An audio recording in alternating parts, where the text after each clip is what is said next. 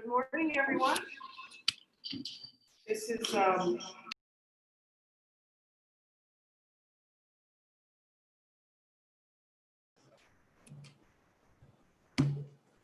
I think this is better.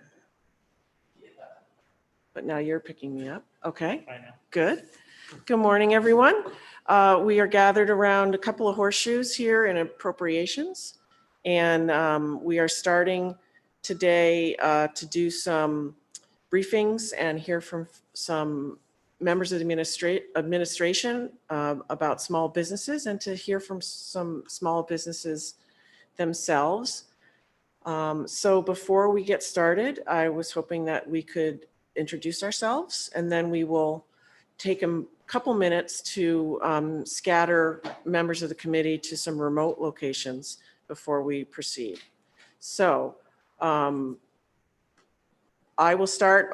Kathy Breen. I represent 6.5 communities in Cumberland County, and I'm the Senate Chair of Appropriations.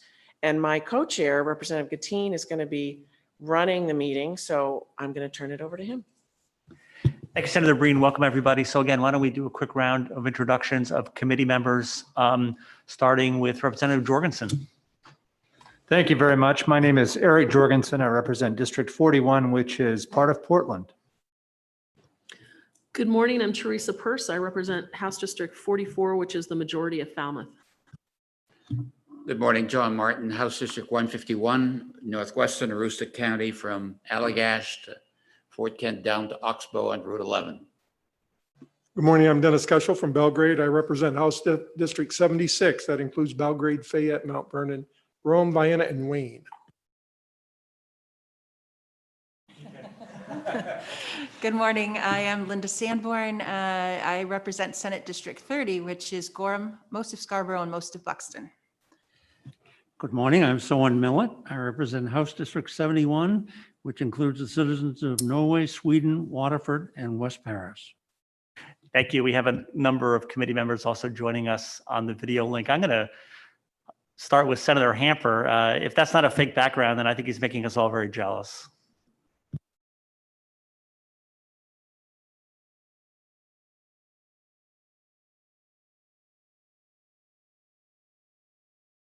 Shore of Thompson. Was I muted? Yes, you were. I'm sorry.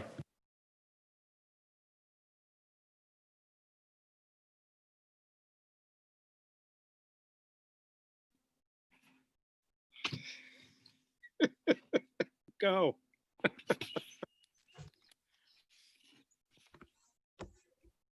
Can you hear me? Jim, do it one more time. Thank you. Okay, Senator Jim Hamper, Senate District 19, sitting on the west shore of Thompson Lake. Representative Dunphy.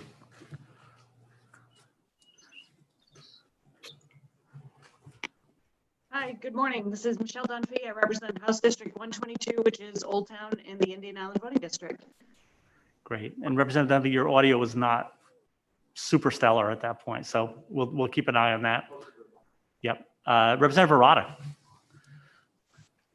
Good morning. My name is Amy Arata, and I represent District 65, which includes New Gloucester and part of Poland. And Representative Hubble. Good morning, Brian Hubble, House District 135, Bar Harbor, Mount Desert, and Lemoyne. Great. And based on my knowledge, I think those are the only members that are going to be joining us today. So again, we're going to take a quick break and ask members who are not going to stay in the room to move to the rooms that they were going to work from. Do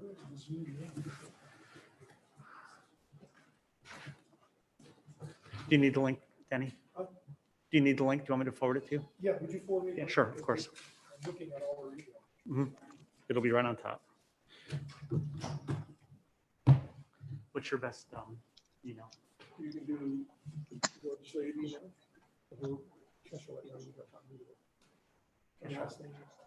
I'll do that.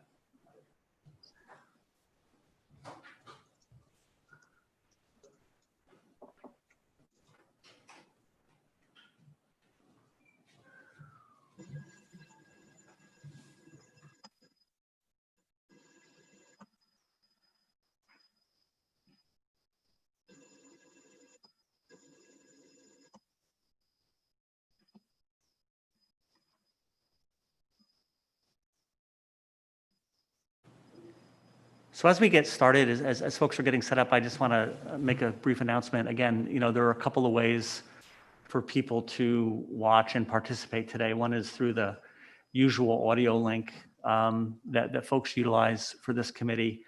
There is also a YouTube link.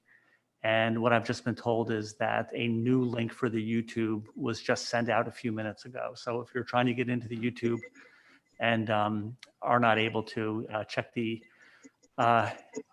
email from the OFPR or the interested parties list, and there should be one. Maureen, what do you?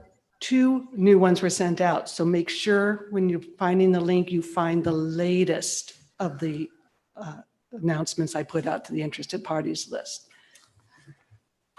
Thank you.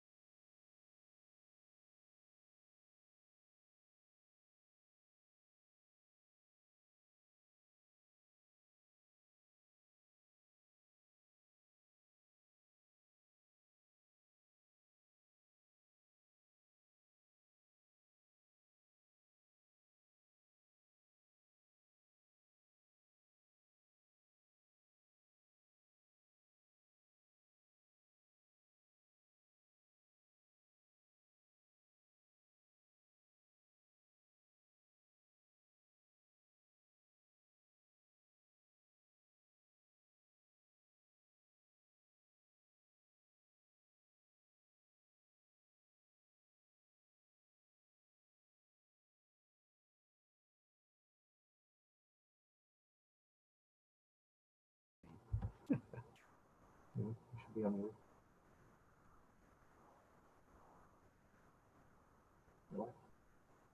they talking out there?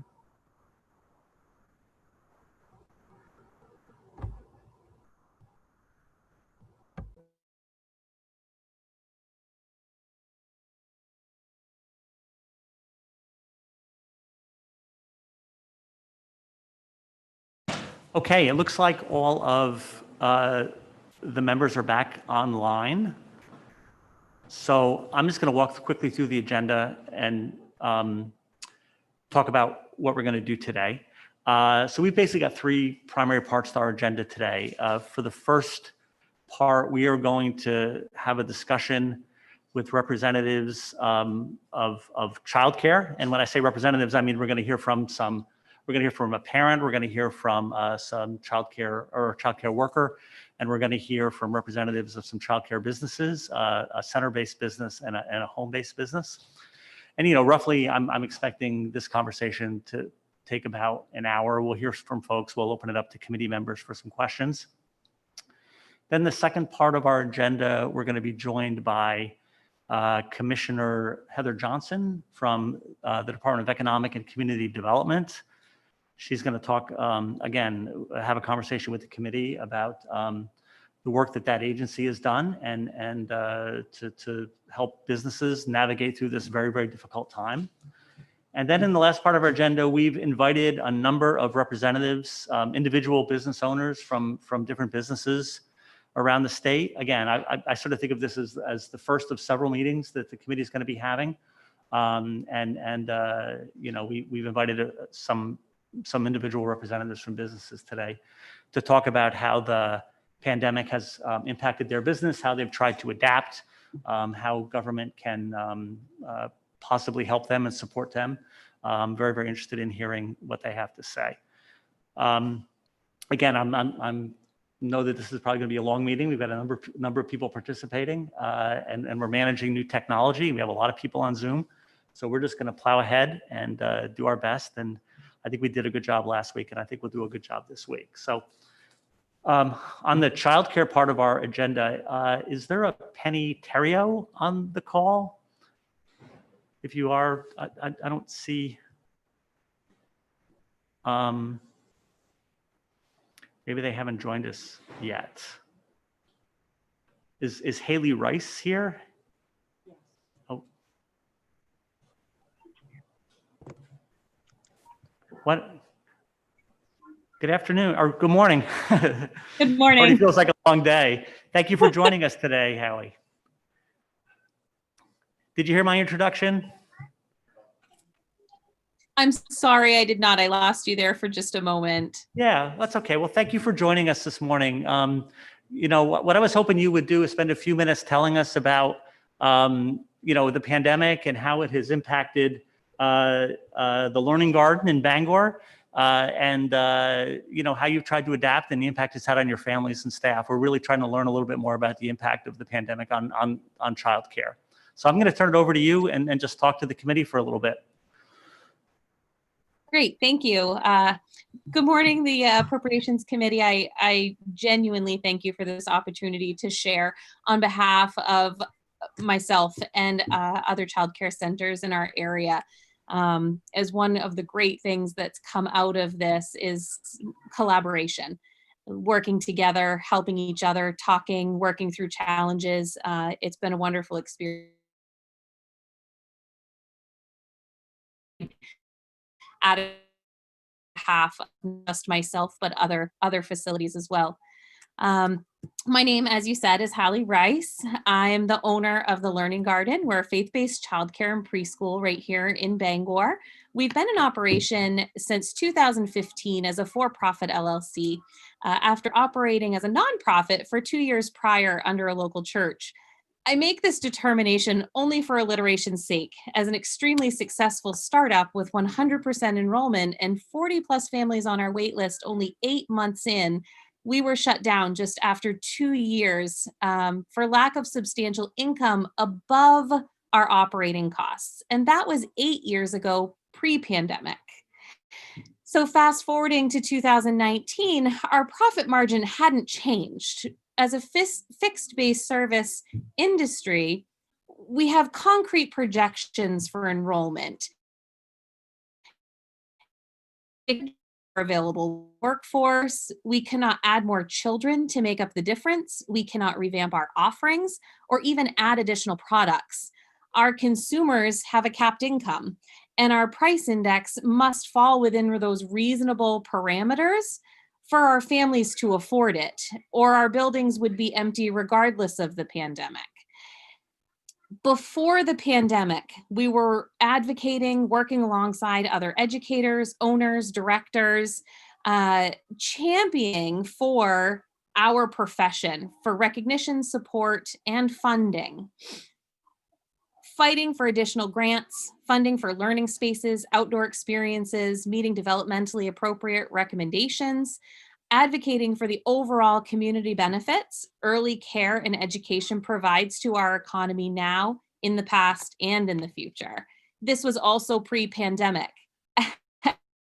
As you can see, an early education sector has been long fighting for a seat at the table as a profession, and owners and operators of these programs have taken a back seat as a small business to support our families, to put our children and families ahead of our maybe focus as a small business or other small businesses would, thinking of our families before ourselves.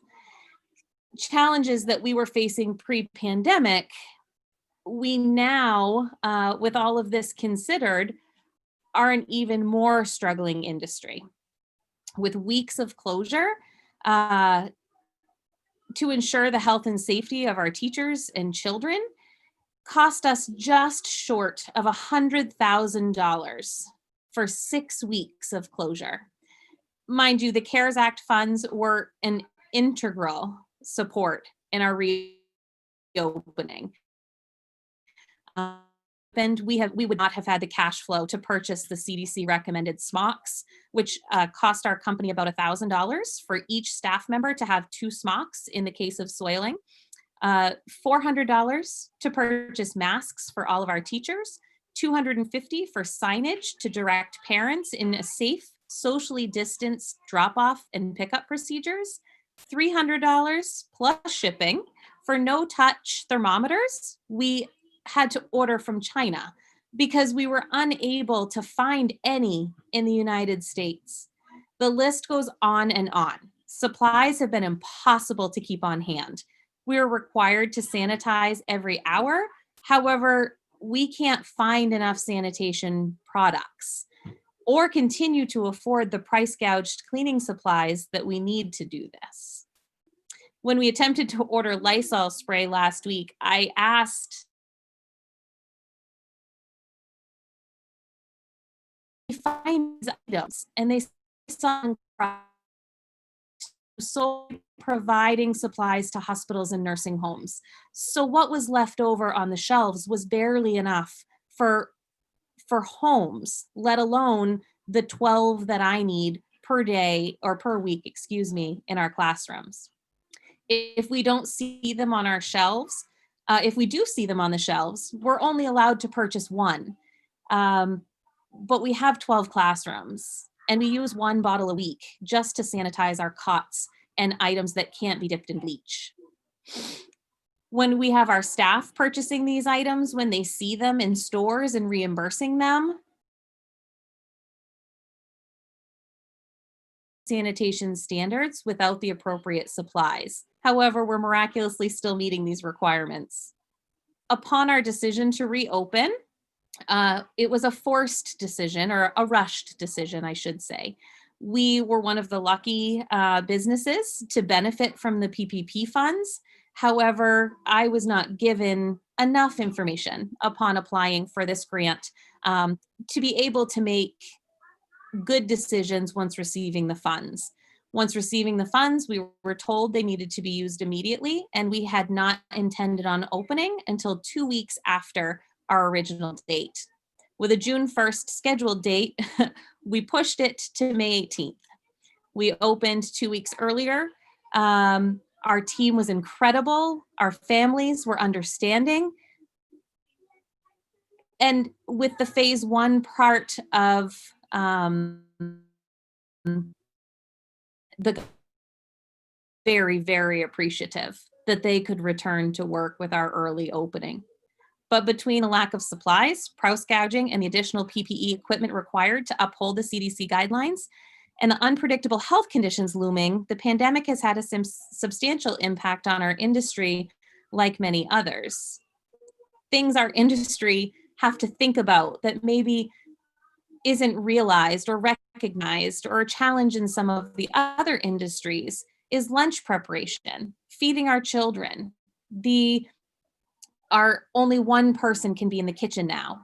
However, it's not legal, according to our licensing recommendations, for a staff person to fill up a water bottle in a bathroom, but they're not allowed in the kitchen. So hydration for our staff became something to think about. We're providing cases of water to our staff so that they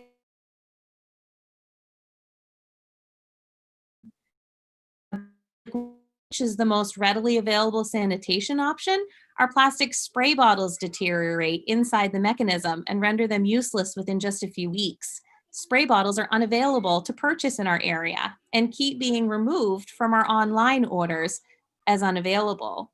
Because we can't have children's belongings touch or risk cross-contamination, we cannot allow children to have their loveys freely in their classrooms. Young children are forced to return to their childcare centers after 6 weeks at home to their educators in masks, but they're not allowed their emotional support stuffed animals or blankets. Infants cry much more often due to an inability to see their providers' faces, and the plastic deaf and hard of hearing masks become wet from condensation all day and pose a new risk of sanitation issues. Is a potential, our major looming stressor now is a positive case. Though we've bounced back for now and have been able to utilize some of our PPP grant funds, stipends from the Office of Family Child Services, and some parent contributions, we're walking a very thin line. Many others are operating, as a positive case, and a minimum 2-week closure could be the straw that breaks the camel's back for us. Many others operating in this small business industry as well. Though the list of challenges is long, and we've seen some incredible things happen, collaboration between centers, like I mentioned before, Staff have been become closer than just teammates, but family, supporting each other outside of work and at home. For now, we really just need more funding, but funding with specific appropriate guidelines for this niche small business and lack of ability for other income. Funding allows us to continue strong, so our families can confidently return to their occupations and make our economy strong as well, because we are a team with our working families and we support each other in building our strong economy back.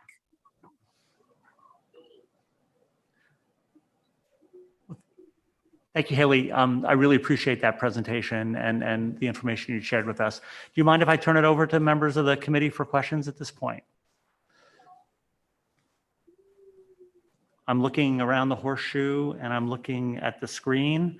Representative Jorgensen, you have a question? Yeah, thank you very much, Mr. Chairman. I really appreciate, Haley, what you had to say. It was illustrative, I think, of just the amount of work that you guys are having to deal with that is new. I guess the question I have is about the cleaning supply problem that you have, and it's just about these one-off, you can only buy one at a time things. I've heard this from several different people, and I'm wondering, you've not been able to get the stores to bend their rules for businesses or anything like that? I mean, because I think these are store policies, not state policies. It's upsetting to hear that you're having so much trouble getting that stuff. We had also asked if maybe we could get some sort of card that indicates we're a school or we're a childcare center or we require this many, so that maybe facilities or stores would feel more comfortable selling more to us. But I was asked to put a case of ago because I had 2 of the large cases of paper towels, and even explaining why I was borrowing them didn't make a difference. Thank you. Thank you. Representative Peirce. And Haley, I might turn your video off at some point because I think it might improve some of the bandwidth. Go ahead, Teresa. Thank you, Mr. Chair. Thank you so much for being here. I think this is a really important topic as we work our way through this crisis and then come out on the other end. I had just a quick statement to say and then a question regarding that. I'm a member of the Children's Cabinet for Early Childhood Advisory Council, the council.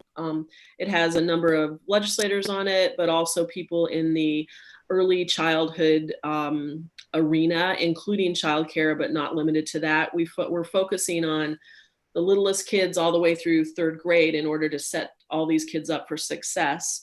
We've recently met and sent a letter to the Children's Cabinet, which is the commissioners Lambrou, Fortman, Macomb, Liberty, and Sawchuck, about some issues that we'd seen through conversations we'd had with childcare providers and just the youngest set of our population, the kids. So I just want to highlight a couple things and then ask a question directly to Heather to see if she'd like to comment on it based on one of her comments.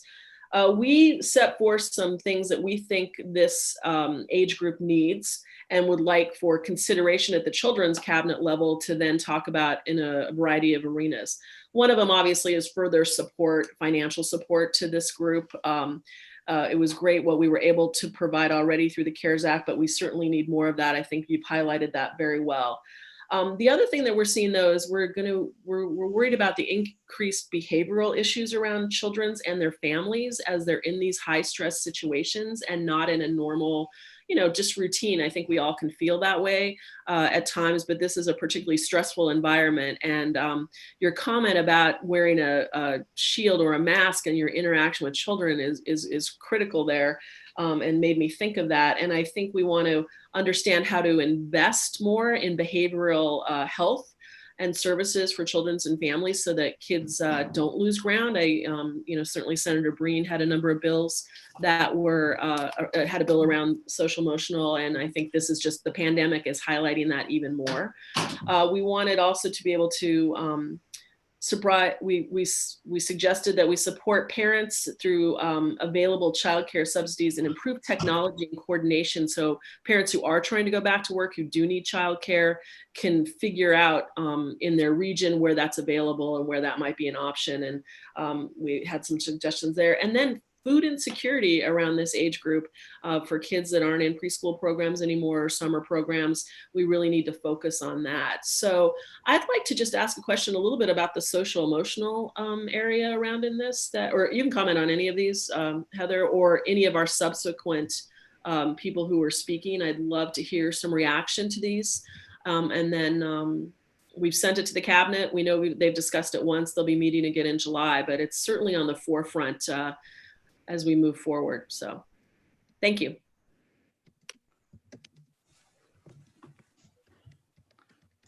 Hi, this is Heather. I know you said my name. I'm not sure if you meant for Hallie to answer that, but I can certainly jump in as well.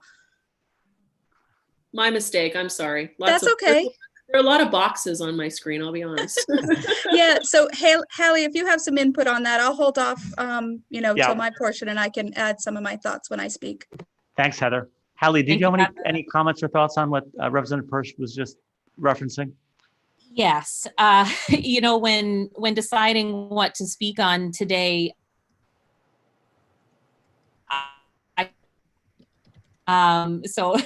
yes, I completely agree with you. The social emotional piece, not only for children, but for parents, has been definitely a huge piece. Spending hours on the phone with different family members and, well, how is this going to impact my children? What about the mask? For example, we had a 4-year-old the first day who was having a hard time settling down for rest time, and got down with her and said, what's going on, honey? And she said, I'm going to get sick. And I said, well, why do you think that? She goes, because all the teachers here are sick. And I said, no, honey, we're all healthy. And she says, but you're all wearing masks. Only sick people wear masks. And so I explained to her we were wearing masks to keep her safe, to keep her from getting sick, and that I promised her we were all very healthy. That's why we took temperatures at drop off and such. And you just can't explain the bandwidth of every piece of this to a 4-year-old. When they see someone with a mask, they feel that they're ill.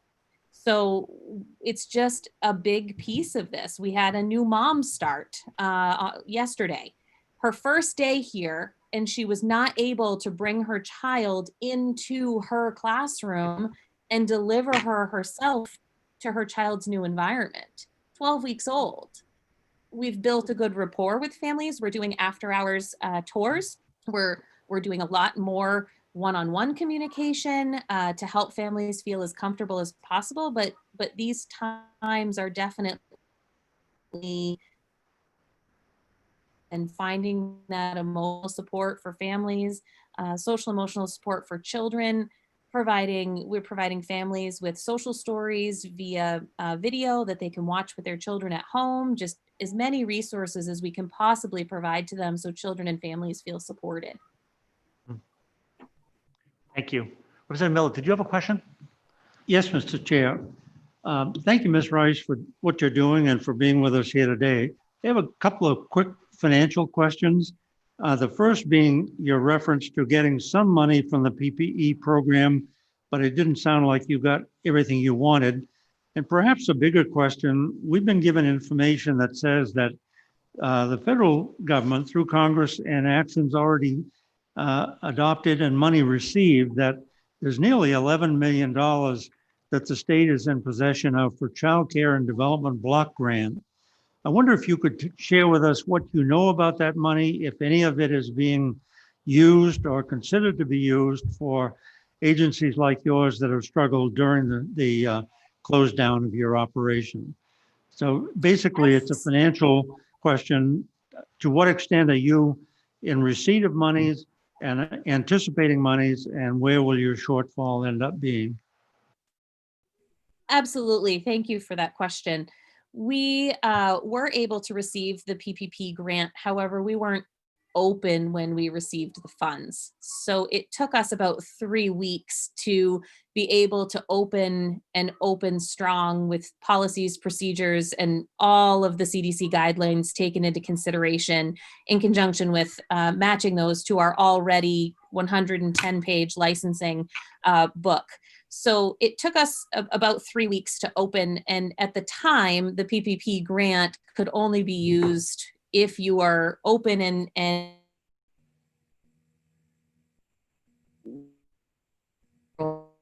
because we weren't open. So we lost 3 weeks of our 8 available to us for that payroll option. So we'll use the remaining, and we're very grateful for that. And we're able to save and put money away for when those grant funds are done on the 23rd of June. We have been able to utilize the Child Development Block Grant funds. That was the stipend that the stipend that we received just before our reopening. Those funds allowed us to reopen with the PPP required. That's what we used to purchase our smocks, our gloves, our masks, stock up on what we could for cleaning supplies. We needed to purchase more sanitizable educational thing that was porous or anything that was wooden. And our center tries to provide children with as many natural product educational supplies as possible. So we had to rethink that. We had to rethink utilizing some plastic blocks, plastic dolls, things that could be wiped with bleach, sanitized and laid out to dry. Those funds were used from the Child Development Block Grant to purchase those items. We would not have been successful in our reopening without those funds. So we're very, very grateful. Our concern is that now those funds have been distributed. There is one more section of the grant that is available for application process on Monday. We've started that process. We don't know where that will end up or if we will be selected for those funds. And we will hopefully, depending on the information we receive the beginning of the week, be able to use those to outside space. The CDC has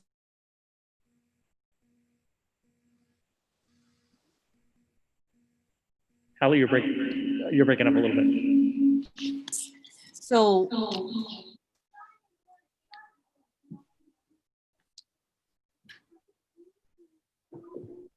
does that answer your question?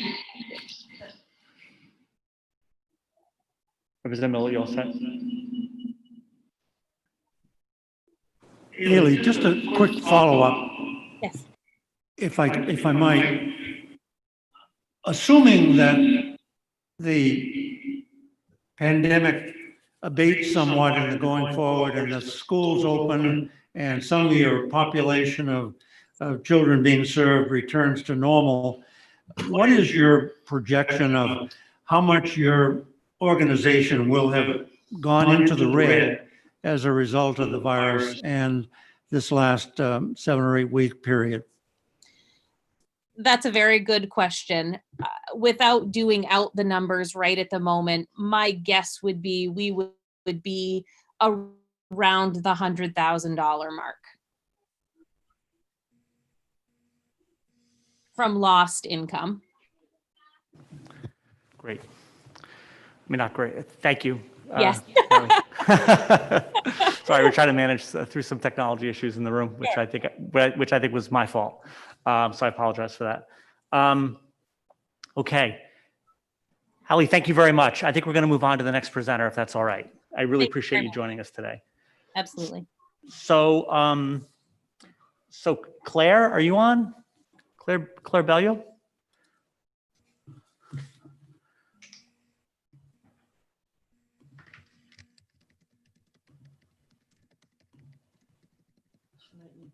Yeah.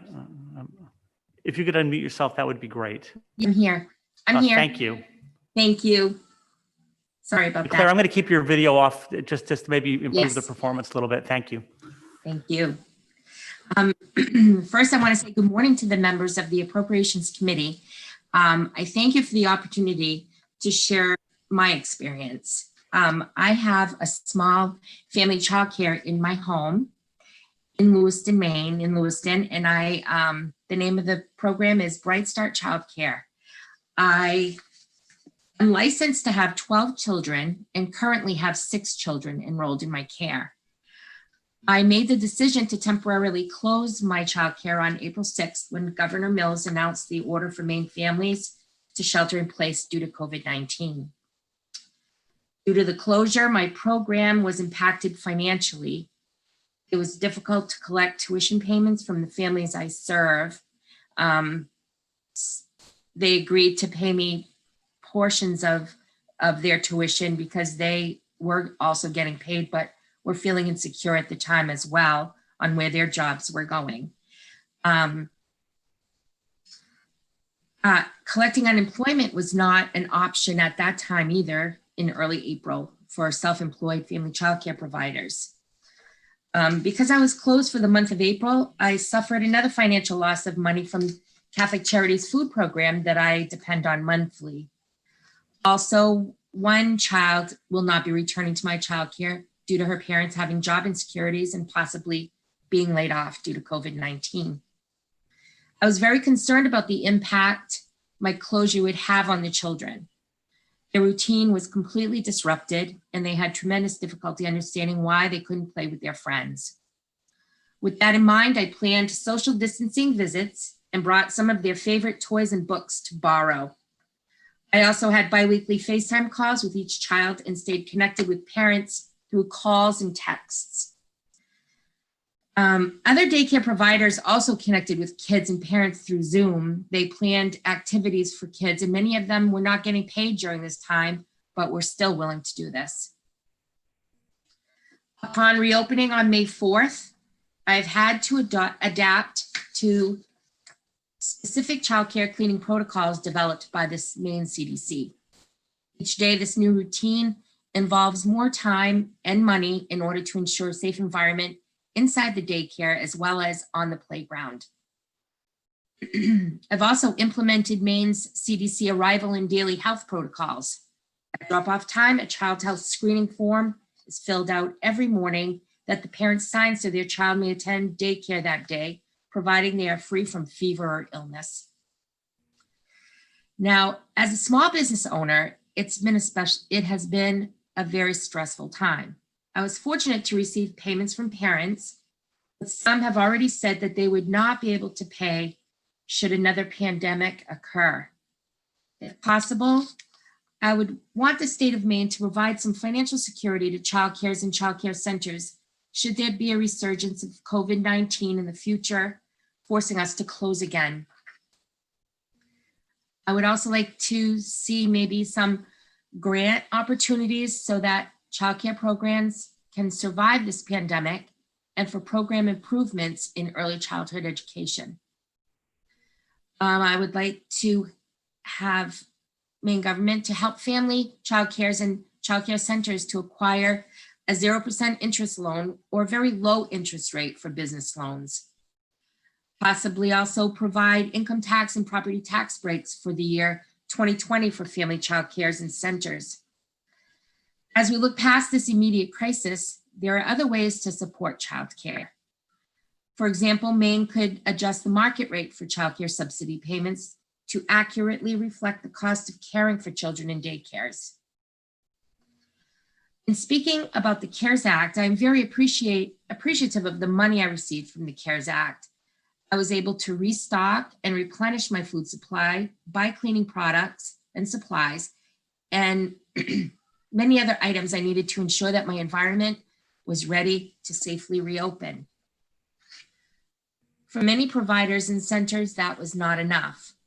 Many Maine childcares have had to operate at a loss and may have to close for good. Some have not reopened yet and have lost many families returning to their childcare. The hardship and insecurity of struggling to maintain a childcare business during this difficult time is immense. My hope is that our Maine government will execute a plan that provides financial assistance to childcares and their families so we can better serve the children of Maine. I appreciate everything you do for us And I thank you for listening to me. Thank you very much for giving us that information. Again, I'm going to take a quick look around the committee in the room and on Zoom and see if anybody has any specific questions. Okay, I don't think I see any at this time, but thank you so much for coming to see us, joining us today. And I really appreciated that. The next person is Heather Martin. So again, Heather, I'm going to keep your video off because I think it seems to be significantly improving the quality of the audio. Absolutely, that's fine. Thank you, Senator Breen, Representative Gatine, and all committee members for being willing to hear me speak today, as well as others, about the challenges facing the childcare industry amidst this health crisis. I don't think, in any world we could have been all properly prepared for what has been going on, and I think we'll learn a lot through this process about things we can do better in the future. I work at a childcare program in Cumberland County. We've been in operation for over 30 years. I've been part of this program for 10 years, serving a total of 17 years in this childcare industry. And I also serve as the board president for the Maine Association for the Education of Young Children. Our program had remained open until March 20th. That was about a week after our public schools closed. It was kind of a week of quick decisions, deciding, what was safe for us to do, what was safe for our children, what the financial stipulations of all this were going to be. Our enrollment during that week was down to about 25%. Mostly of those were of essential workers. Other families that were able to work from home, did decide to keep their children home. We did make the decision that we were not going to charge families, however, at a large cost to the sustainability of the business. Many of them were facing instability themselves and looking to protect their family's health, so we wanted to honor that. But however, this business model was not sustainable with such low enrollment. Added on top of that to increased health risks to employees, and also just not knowing where this virus was heading, who it would affect, where the numbers were growing. So we felt strongly to ensure the health of our staff and students that we would close. At the time, I think there was this really big wishful thinking. This is just a 2-week thing. Let's see what's going on here. However, we know that being a program in Cumberland County, we were one of the heaviest hit areas as far as rising numbers. So all employees were furloughed on March 25th. So employees had been paid for about a 2-week period out of our reserves. That completely depleted our reserves, around $25,000 in 2 weeks. Full-time employees, fortunately, most of our full-time employees had an ease of access to unemployment fairly quickly. And, obviously without that additional federal assistance of the $600, I don't know how many of us would have survived through that. This is a low-wage industry for childcare workers. So any hit to already low wages would have been devastating. So obviously that $600 was much appreciated among our industry. So part-time employees had a little more time, and in childcare, there is a lot of part-time employees throughout programs and family childcare programs. Some of our employees didn't qualify because their other part-time job covered too many hours, and they were still able to work, so they received a loss of income because of that. Or other part-time employees were self-employed for their other part-time job, and they're still trying to access these benefits. So, it is kind of a travesty that we do still have employees here that were not able to access the unemployment system. The recent fraud investigations, some of us made it through that okay, with only about a 48-hour hold on benefits, but myself included and 3 other staff members are still 2 weeks without unemployment pay. So today my checking account is officially overdrawn. I was hoping after I submitted my items that they asked for yesterday, my ID, that I would be cleared within 24 hours, but that didn't happen. So now I'm in fear that it's at least till Monday that I'll have to continue to wait. Our program did apply for the Paycheck Protection Program. Again, as Hallie had kind of highlighted, a lot wasn't known at the time. there was kind of a lot of if, ands, buts. What does this mean? But due to kind of the increased safety requirements, specifically in Cumberland County, such as the group sizes, the climbing cases that were occurring around us, it was still too much of a challenge to open the program. Also specifically as we polled parents, and our enrollment would still be significantly decreased. Again, we are still not charging parents during this time that we are closed. So employees stayed furloughed until we just opened this past Monday, June 1st, and we gave back the PPP loan. Unfortunately, not knowing the recent legislation that just passed, this PPP loan would have benefited us greatly should we have been able to start using it on June 1st when we opened and been able to pay employees. So this is now very unfortunate that we could have accessed, we could now have used it over 24 months to help sustain our program and our payroll. And now we're at risk because we gave it back, that we cannot access that again. So that decision kind of came a little too late, with the federal government process. So again, we just are hoping as we reach out to our congressional delegates that there's some more thought put into people being able to reapply for that if they did not use it and turned it back in. So here we are in our first week open. We have a hybrid of part-time and full-time staff due to some families choosing not to return for safety, others not needing the care while they're still working from home. So we're probably between 50–60% enrollment each day. And each day we're open, we're losing money. We have incurred increased costs due to the amount of health and safety measures we have in place, accordance with the CDC recommendations. We have to factor in staffing employees to keep up with these cleaning measures and health checks. And again, I just want to highlight this is while we are losing money to serve children and families. So that's kind of my personal experience within our program as being an employee. I also want to highlight some systemic problems within the state. Again, through my board work in these last couple months, I've been able to talk to a number of providers and employees across the state and families. So a lot of our systemic problems with childcare have really been highlighted by COVID-19 statewide. As I mentioned earlier, this association I'm part of, Maine Association for the Education of Young Children, we're a membership organization made up of about 350 members. Most of them are working in the field. So we got a lot of input, a lot of feedback, a lot of people reaching out to us. As the crisis came to light and public schools began to rapidly close without warning, the childcare industry was left with some major dilemmas. One being, do we stay open or do we close? We didn't know much about this virus. We didn't know much about how it would impact each of our own families' health and safety.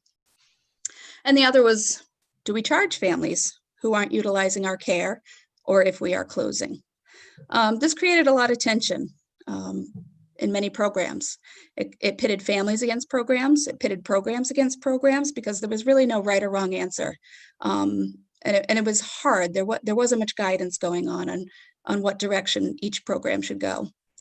If programs chose to relieve families of that financial burden, they did so at the expense of not being able to sustain their business.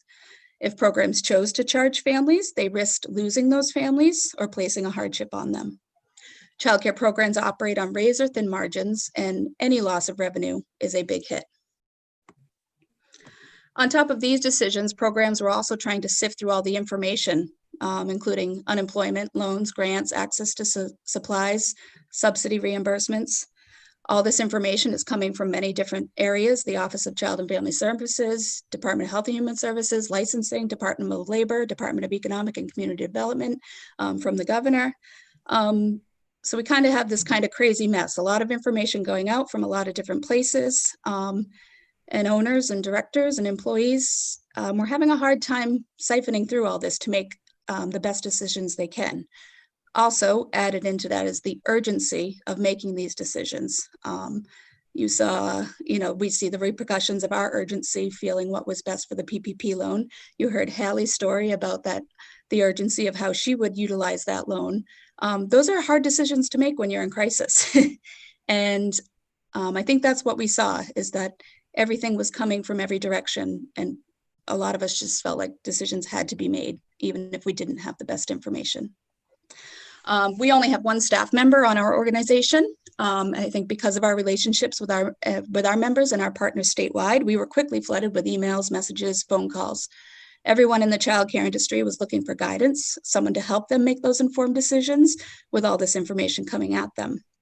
We were also fielding some information requests from the healthcare sector, such as Maine Health and the Ambulance Association of Maine. They were looking for a system to connect essential employees to childcare. These were systems that had to be created. They were systems that were not in place.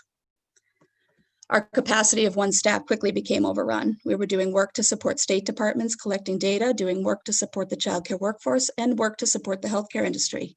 What was highlighted was Maine's lack of a system of a type of childcare resource and referral networks. We are one of the only states in the country that do not have a program like this. We used to many years ago, and that was done away with. Programs like these operate as kind of like a hub for the childcare workforce as well as families. It's one place to go to access information about subsidy, childcare availability.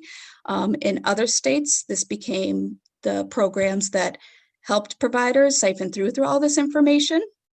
And as we talk to people in other states who do have these systems, providers were able to get information in a much more efficient, meaningful manner, as well as get some coaching around some decisions they make. I do feel that a lack of such a system in Maine hurt childcare programs through this crisis. I would like to point out, we do have a great opportunity in this state. Maine is receiving federal funding to kind of counteract some of the effects of our economy on COVID-19. We did have the allocation of $3.5 billion for emergency childcare development block grant funds in the CARE Act, which was greatly appreciated. It reached Maine in the sum of just under 11 million. These funds were spread out over all licensed and license-exempt programs. In addition, it expanded subsidy to essential workers. And I know Representative Millett, you had asked a little bit about how that funding broke down. So, and Hallie had kind of touched upon it. The first round of funding for programs, you were paid per your licensed childcare spot. So if you were closed as of a certain date in March, I believe it might have been March 25th, but I would have to look at that again. If you were closed, you received $75 per licensed spot in your childcare program. So for example, we have around 73 licensed childcare spots in our program, so we received a little over $5,000. And again, I'm just going to highlight, we lost $25,000 in 2 weeks. And then if you were open and serving essential care workers, children, you received $175 per licensed childcare spot. I think those were, that was raised to kind of mitigate the cost of spending extra on the health and cleaning supplies, things that Hallie really addressed when she was talking about what it means to be open for childcare. There was also funds that helped expand subsidy care for essential employees in the state. And so now we're down to kind of the last round of that funding coming out. And family child care programs, if they go through the application, will receive $750 in this last round, and centers will receive $3,000. So that's how the last of that money will be spent. But I do think there's great opportunity with the additional funding coming in the federal government that will help, that's, to be utilized to help the economy, that the state has a great chance to invest in childcare programs. One of the disturbing things is, in some survey data, Maine was at risk of losing over half its licensed childcare spots. And many of you know that childcare is already really hard for families to afford and access. And this COVID-19 health crisis only exacerbated that. We have already heard of programs closing. We're hearing of employees leaving the field. And historically, our funding for childcare in the state of Maine has come from federal programs like Childcare Development Block Grant Funds. So it would be great to see the state recognize that if child care programs can't open or operate to capacity, then it's impossible to fully reopen the economy. So that's in the short term. In the long term, I would love for the committee to think about the great opportunity it has to support childcare workforce by allocating funding for bills such as LD 1584. That's an early childhood education workforce bill. which was tabled in appropriations prior to the crisis. One of the fallouts we're seeing in this pandemic, I had just mentioned, programs are losing employees. I know I've talked to Hallie before. She has lost some employees. I've talked to many directors and owners around the state and family childcare owners who have lost employees. It is impossible to hire right now in the midst of a healthcare crisis. When you're in an industry that you want to watch people who are potentially coming in, you want to watch how they interact with children. You want them in your program, meeting the children first prior to hiring them.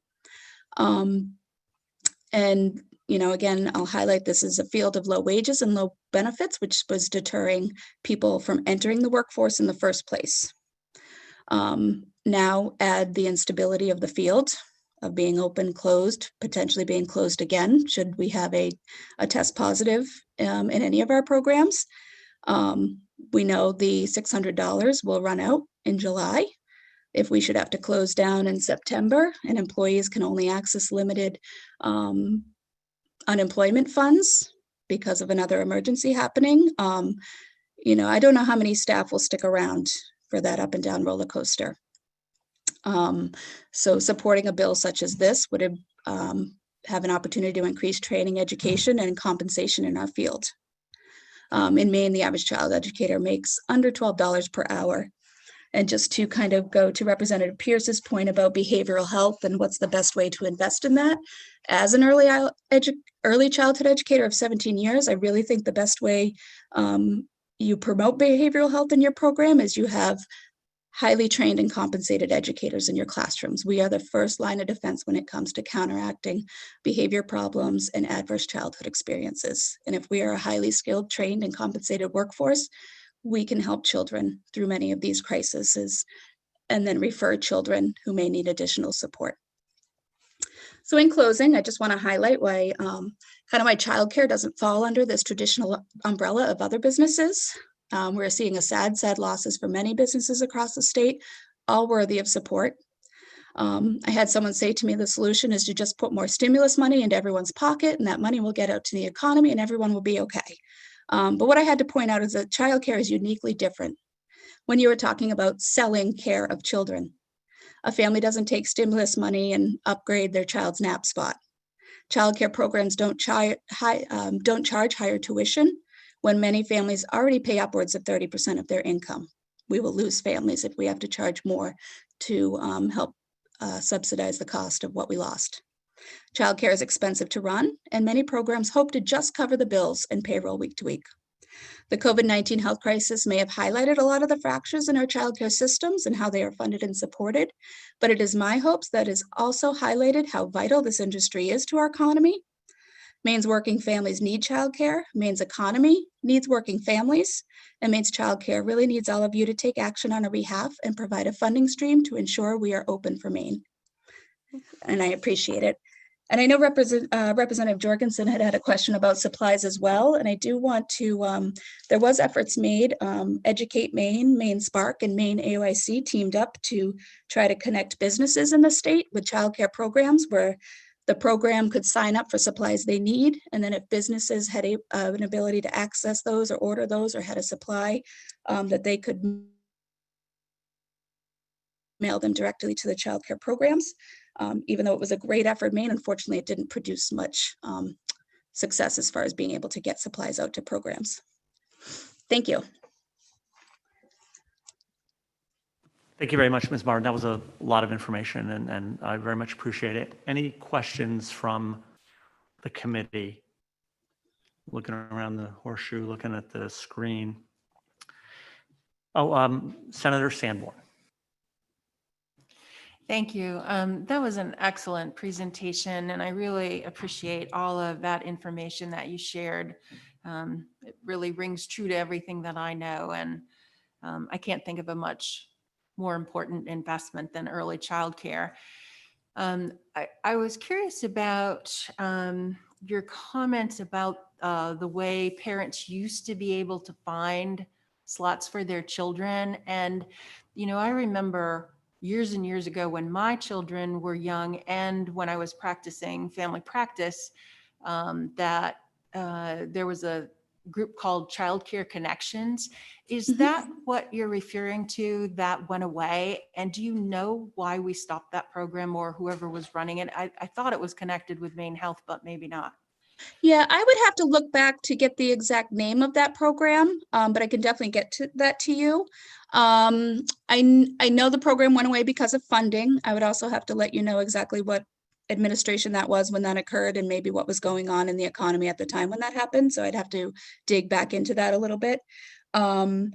You know, in Maine, we have something called Childcare Choices. It's a website you can go to, and families can access that to see what programs are available in their area. They can also see what level a program is on our registry. So in Maine right now, all licensed programs are on a volunteer registry system of a 1 to 4, depending on you know, certain criteria each program meets. So there's, you know, it's just a website. It's not a person that you pick up a phone and talk to and say, I live in, you know, Plymouth, Maine, and I'm looking for childcare program and I'm looking to access subsidy. And that's really what the childcare resource and referral programs give you. Other states call them different names. They may not be called by childcare resource and referral programs, but that is definitely one of the biggest systems we see in the United States. I believe they run over 700 programs nationwide. So yeah, that was the tricky piece. I think when parents are looking for care and they're looking for answers about subsidy, about open slots, we just don't have that place to go. And again, it was also something that we found in other states that providers were accessing these programs a lot to help them navigate these hard waters. And that was the panic we were hearing from providers. They were contacting many different offices, contacting many different people. And unfortunately, and I don't think at the fault of anyone, because the information wasn't clear across the board for anyone at any time, I think, during this crisis, but sometimes getting different information when they contact different places. So it was hard to really know. So programs like that really do help mentor providers as well as families. All set, Senator. Thank you very much for that response. Ms. Martin, thank you very much for joining us today. That was very helpful information. We have one other person joining us today to talk about the situation with childcare, and that is a woman named Sarah Ayala, and she is a parent and is going to give us a little bit of that perspective. Sarah, I assume that's you on the phone that just came into the meeting. Is that right? Sorry. Yeah, sorry. I was just rushing to get here, and yeah, I'm on my phone. I hope that's okay. No, it's absolutely right. So you are on the phone with the Appropriations and Financial Affairs Committee. We would love to hear your perspective about what's been going on with your childcare. So, I mean, I guess, my name's Sarah. I'm from South Portland, Maine. I have a 3-year-old that was part of a program called Your Little Artist, and then a 9-year-old that was in 3rd grade. I have a small business here too, called Green Sweet Home. So I was fortunate enough to, I guess maybe not fortunate enough, but I was able to stay home with them. So we didn't have a choice. The child care system center decided to shut down because it's a small enough child care that was out of her home. So it was just, so initially she shut down for a few weeks just to, you know, because it was just so uncertain, just to keep her family safe and everything like that. So I was home with both of them. So my business kind of like stopped in its tracks. I didn't have much of a choice. My husband is works at the food co-op in Portland, so he kept right on. He wasn't home. So yeah, I guess I don't. I've never done this before, but I guess just with this pandemic that just happened, it just kind of opened my eyes to just a different aspect of it. It was always kind of available in the sense that, you know, you send your kids to a daycare, when they get to that age, and then childcare at 5, and then you go to work. But now without that, it's just so hard to just move on. You're just kind of stuck in place.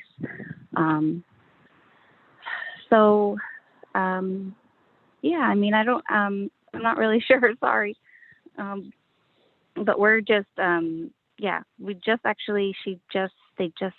they went back to a childcare center. Today is their first day. Actually, it's kind of why I'm running around. I'm slowly trying to pick clients back up that are comfortable with me being there. But it's been hard because my schedule is, my availability isn't there because I'm here. I have no choice I have to with Ariana Nine. She's in third grade. So now it's all of a sudden I'm a third grade teacher as well, with help from the school system. But I mean, to sit there and help her learn and hopefully comprehend and, move on. And it's really tough because I don't have much training in teaching. So it's brought me back to all that. And it's great spending the time, but it is really tough. And then having to put my business on hold is hard. We were doing well. We're very, very small and very new, just about 2.5 years. We were beginning to grow, and I was actually, looking to hire some people and grow my team. And then this happened and it just stopped. And so now I don't really have the opportunity to do that, having to be home. And even with summer here, the summer programs aren't really available. If they are, they're just kind of, it's nervous sending them to be around a lot of children. So we're trying to come up with a new way. So we're slowly opening our circle. They're going to go back. She's, allowing children for essential workers. So I'm able to send them there. We're going to do 1 day a week. That works with Ariana's school schedule and her schedule as well. So we're trying to slowly get back to it. But yeah, it's been really tough. Thank you. Yeah, our whole routine's changed. But trying to adapt, I guess. I'm sure I'd hear the story from a lot of parents trying to do what you're doing right now. I think there's a question from Senator Breen, the Senate Chair. Senator Breen, do you have a question? Thank you, Mr. Chair. Thank you, Mr. Chair, and thank you for making time to join us today. I wanted to ask 2 simple questions, one of which you may have already answered, but what kind of business do you have? And then the second one, if you wouldn't mind sharing, what percentage of your family income has gone away, has evaporated because you don't have access to childcare? Yeah, I mean, so my business it's called Green Sweet Home. It's a eco-friendly green, mostly residential cleaning company. Our income, I mean, more than half, I suppose. We were all in. My husband was helping me.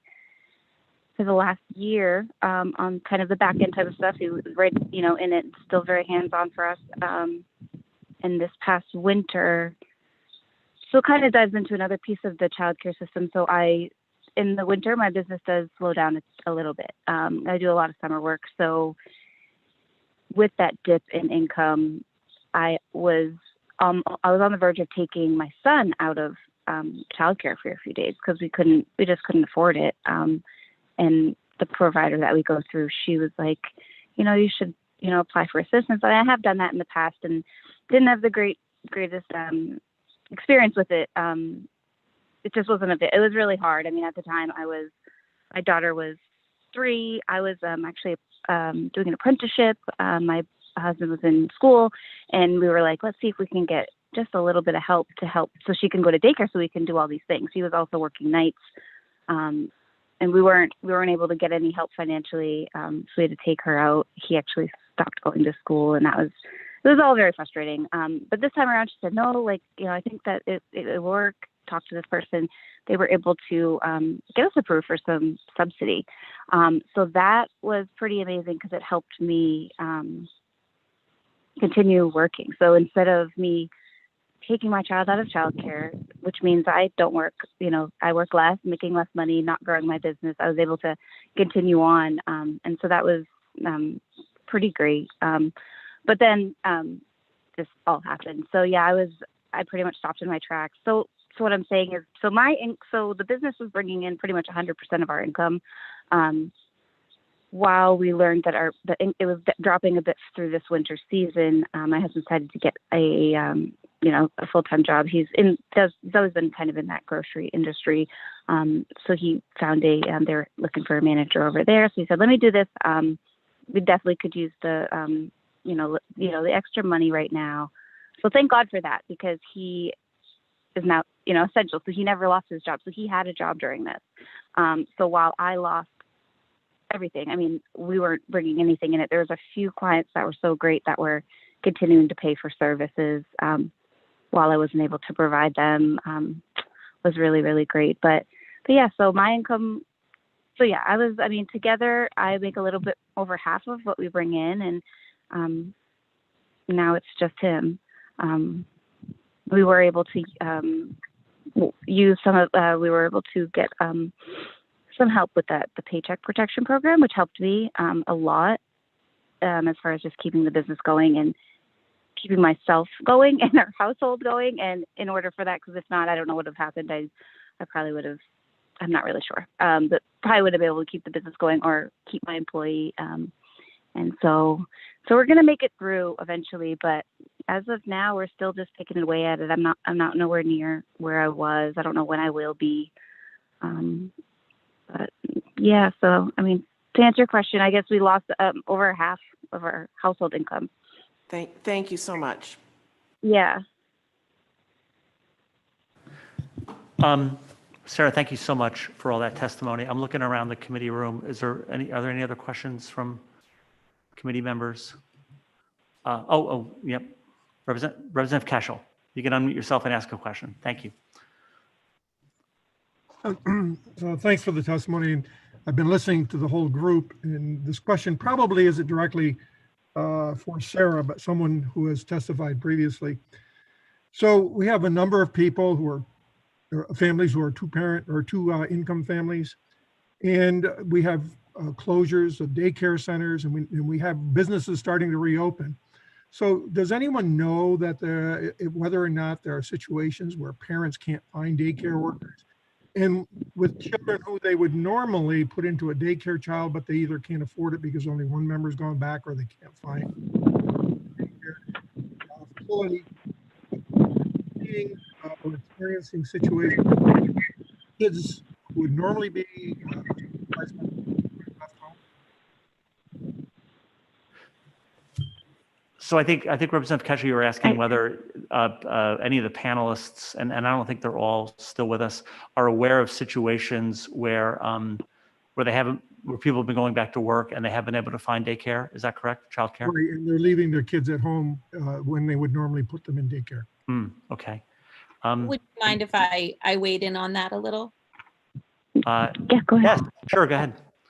We're receiving multiple calls daily. Our wait list is flooded of families calling saying, my husband is part of phase 2 reopening. I was part of phase 1, but was waiting for our childcare center to open, and we just found out that they're not now.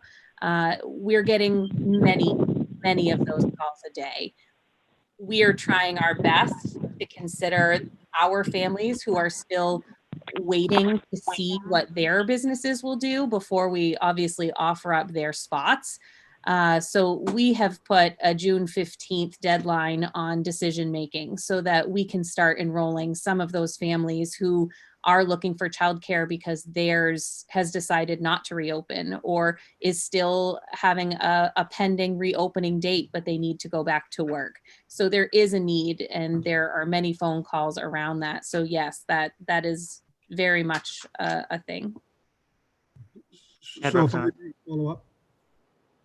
So does that indicate a potential problem with the care of these children as we move forward, as we start to reopen? Is there potential for some adverse impacts on children who are being left home? Maybe they're 8, 10 years old, but they normally wouldn't be left home.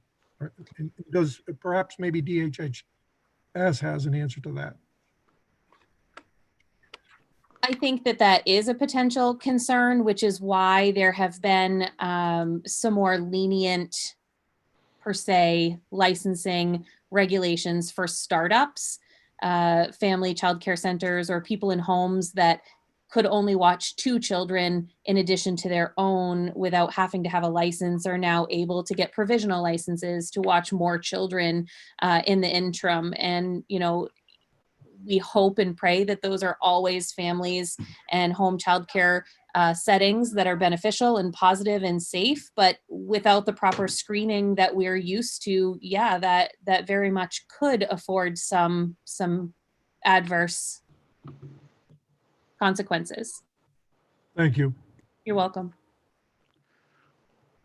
Okay, so I'm going to move us on to the next part of the agenda. I really want to thank, though, everybody who showed up today to talk about this important topic. So thank you all, and thank you for joining us. And the information was wonderful, so appreciate it. So we are joined by Commissioner Heather Johnson from DECD. And similar to what we did with Commissioner Figueroa last week, we're going to turn the floor over to her to talk about what DECD has been doing. And then we're going to leave some time for committee questions.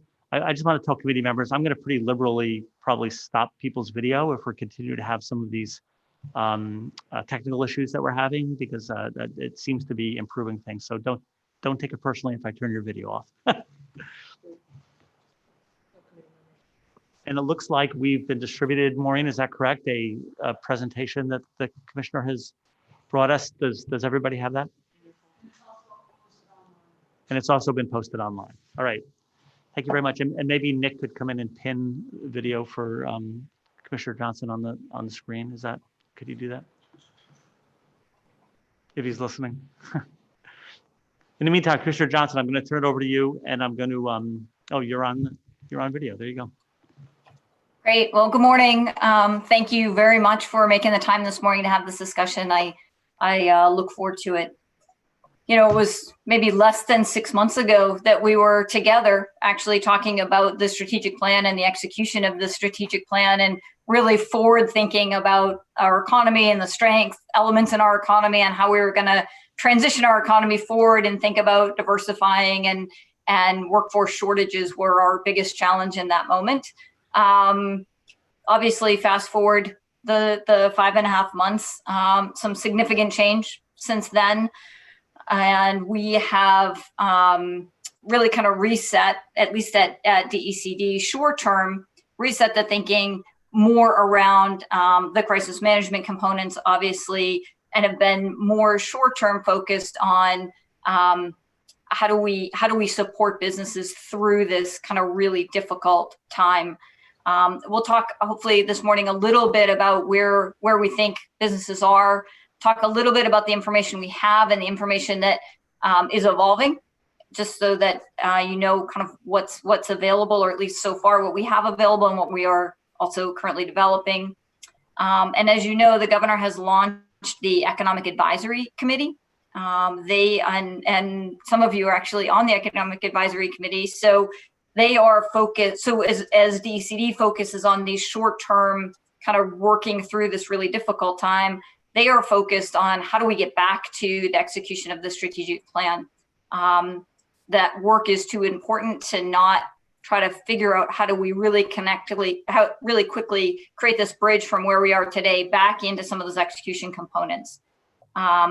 So there are 6 subgroups as part of that effort, and they have 3 goals. So the current status of the industry, which we are kind of collectively all working on.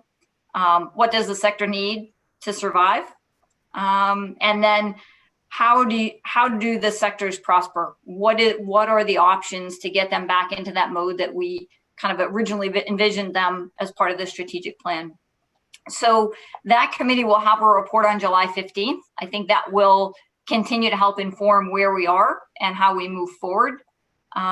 Additionally, we are partnered with Northeastern's Resiliency Institute. Northeastern University has a Resiliency Institute, and they are, as part of FEMA Region 1, are doing some work with us around economic needs assessment, and they're doing some really deep dive work in 3 of our communities, so Portland, Belfast, and Millinocket.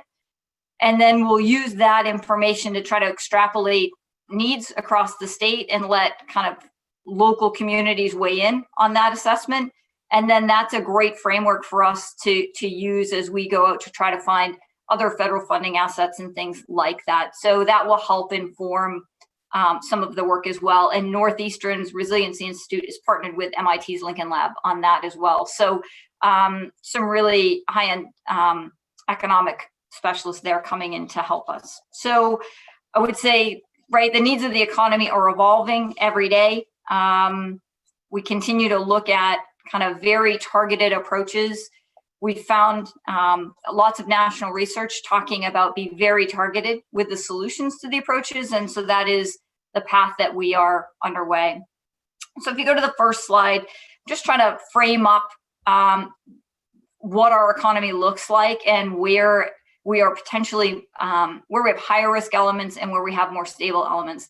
I will say though, we just heard, I got to join in to the end of the childcare portion, and I think we heard an interesting dynamic there, which is they could be open, but, right? And so some of it isn't necessarily about the restart plan in totality. It is about all of the infrastructure around the restart plan, things like consumer confidence, things like local assets. We tend to talk very specifically about what's open and what's not open. I think the reality is the market is driving a lot of that work and a lot of the value in those sectors, regardless of the restart plan. So I think, right, there are multiple things at play here. So from a business size perspective, Amanda Rector asked me to tell you that this is an amalgamation of multiple data sets so that just everybody's aware of that. Usually we don't track sole proprietors with private businesses that pay unemployment insurance because they are two separate data sets. But if you only look at one data set or you look at them separately, it's really hard to get the comprehensive look. So it just gives you a feel for how many sole proprietors we have as a subset of our total economy. And that, again, you heard the woman right before me talk about, it was just me. And when it wasn't just me because my kids were home or I had homeschool or something else happened, right, there's a lot of risk in that model because there isn't a lot of backup, or you certainly don't have redundancy plans or resiliency plans at that point. It's a sole proprietor. We also look, right, as you continue to go, something like 16 of our businesses have 35,000 of our employees. The rest are all in these much smaller businesses. And so we'll talk a little bit about that and the potential pros and cons, because I think it can play both as we try to recover through this process. And early on, there were a couple of studies that were released out of Oxford and some other places that said Maine's economy would be disproportionately impacted by an event like this because of its small business nature and because of the high touch service nature of our economy. While that is true, we think that also creates some opportunity for us, and we can talk a little bit about that, and certainly want to be careful not to step on the Economic Advisory Committee's space, but certainly I think we're all trying to work together on a quick path forward. So if you go to the next slide, this is one, we talk a lot about urgency as it relates to the economic components of this. So I thought this just helped show that, right? What are the financial resources businesses have on hand? And what's available to them. This is national data, so not specific to Maine, but most businesses have less than 2 months worth of financial resources. It's June 5th, and this started in March. So, certainly there's real urgency to what we're doing, how we support these businesses, and how we move forward. I think that's also, as you hear the concern, right, from the business community, that's the reflection of the reality that we're all facing from a financial perspective. So that's just a data set to give you a little bit of background. I think the next slide goes into, right, recognizing the information about cash on hand. What happens then?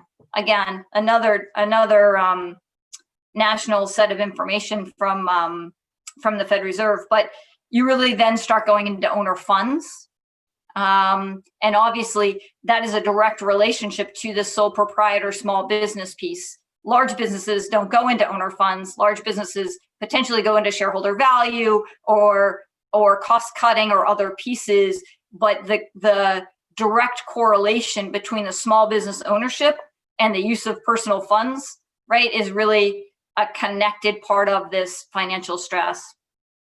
Then, obviously there's a debt piece. Owners are reducing their salaries, and then you get into employee layoffs, which obviously we have seen. So, I think as we think about this, the response to the economy, these are the underlying pillars that create this urgency and the need, and I think help us start to frame the how. If you go to the next slide, it looks at renters and the higher risk of renters. Again, as you think about the elements that create risk, service industries are much more affected by the virus and by the response to the virus than are businesses that can work remotely. So those tend to be, right, as we think about those tend to be more mobile jobs, and that puts more risk and more stress on this renter situation. So it also helps us focus or helps us think a little bit about the low and moderate income components of our economy and the higher risk factors that they may have as part of a response, and the limited options they may have as part of a response. So the employee piece of this work is critical. The next slide gives you I just included this next slide that talks about revenue shortfalls, just as a high level. So, right, the Federal Reserve Bank of Boston has some of the best economists in the country. And when they look at it, there are still significant ranges. And as the governor and I have met with President Rosengren a couple of times, and he has said there's really no predictive model that they feel comfortable using because this is so unprecedented. And so I think, again, we get into this evolving response mode because, right, we learn more every day, more becomes clear every day, and then the consumer confidence factors start to weigh in additionally. And so that those are all pieces that we are kind of putting together. So as you go forward, just some more look at it, right? A number of factors. So for us, tourism is an incredibly important sector of our economy, obviously also an incredibly high risk sector. We are looking at a new tourism framework. A number of communities have developed different tourism plans that have similar components, but they're all very different. We have put out a framework as well. New Hampshire and Vermont have their own look at it too. So we continue to try to work our way through tourism. Certainly, right, we have a very seasonal look for tourism, so we need to move quickly there. Obviously, ideally we would have already been to an answer, but as we continue to work to an effective answer, tourism, this key balance of balancing public health and economic opportunity is just critical as we move forward. And the public health piece, right, isn't in a vacuum, and the economic pieces aren't in a vacuum because they really work together. You don't have a healthy population if they can't meet their basic living needs and can't have jobs and things that sustain their life. You don't have an effective kind of economy so it's a really integrated body of work there and almost impossible to separate. So that balance and that line is one that we continue to try to work through as it relates to tourism. And we can talk a little bit more about tourism because my guess is that will be a topic of discussion. Obviously, the job loss is very well documented and people know. The decreased business activity, we kept construction open kind of the entire time. Lots of states closed down construction. We were fairly bullish about construction companies' ability to do the work safely and about the infrastructure that they were building and the need to keep moving forward there. Even in those cases, childcare obviously has always been essential and been open. Even in those cases, you're seeing dramatic fall-offs. And so, it's just something to keep in mind, this decreased business activity, some of it is related to closure and intentional closures. some of it is related to market demands and market activity and consumer confidence. And so consumer confidence, you'll hear me talk about a lot today because I think it is a critical part of how we move forward. And the consumption piece obviously is about people having disposable income and being willing to use it. So, you know, the Boston Fed is just saying, expect loss for businesses, expect revenues to be down, but it's difficult yet to have a good sense for that.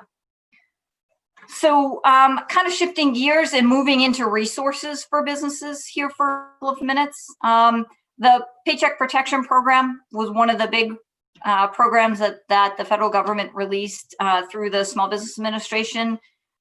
You know, Maine has, from a small business perspective, right, most of our businesses fall under that threshold and we're eligible. So the total PPP approved lending right now is $510 billion. If you look at Maine, we have $2.2 billion and our average loan value is $86,000. So we have 25,721 loans that have been approved. There is still funding. There's about $100 billion left in that Paycheck Protection Program. People can still apply.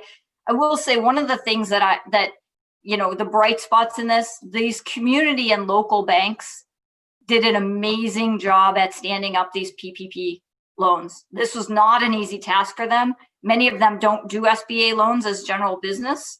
And many of them struggled day and night for the 5 or 6 days they had to stand these programs up.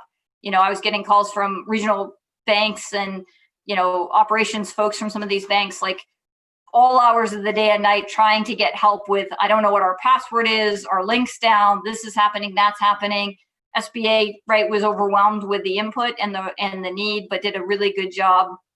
And you saw, particularly after the first round, a lot of concern that people were trying to get in that first immediate moment. Otherwise, they were concerned that it would the funds would be gone. They were gone fairly quickly. So the Paycheck Protection Program, really good resource for businesses and for nonprofits. I think, you know, again, the main banks in the first day, a lot of main banks had loans approved by the end of that Friday. So, you know, and when I say banks, I'm talking about broader lending institutions. Obviously, credit unions were a key part of this as well. And this is where, right, Maine's small business community really was an advantage for us because these small banks know their businesses and were able to kind of react pretty quickly. A lot of times they already had their information. And so that was really helpful as we moved forward. Our loan value, average loan value is $86,000. The national average is about $114,000. You know, if you look at our average wages, we are also low there. So you can draw some direct correlations to kind of our wages because it is about paycheck protection in general. The federal government, the Senate just approved some new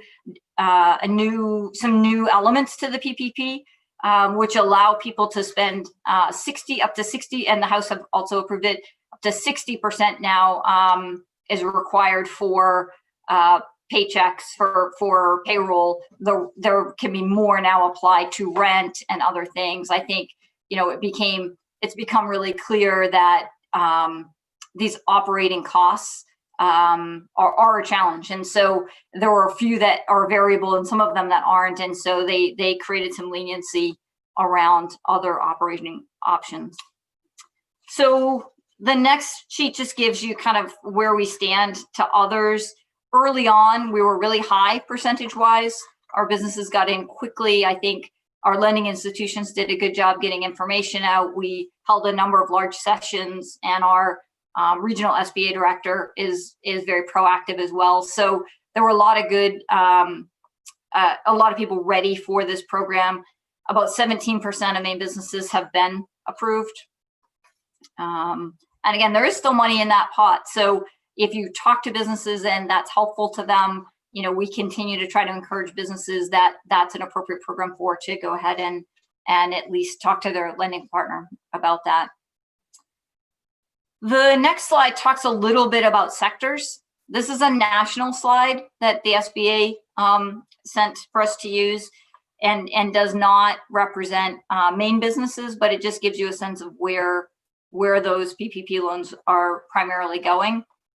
We do not have a list of Maine businesses that we could then generate this information for Maine yet. The SBA has not released and made that list public. Usually federal funding programs are public, so I expect that we'll see those at some point, but they haven't done that yet. So the other kind of really big SBA program is the emergency injury loans, disaster loans. And those loans, the first portion of them could be converted into a grant, again, depending on a number of factors.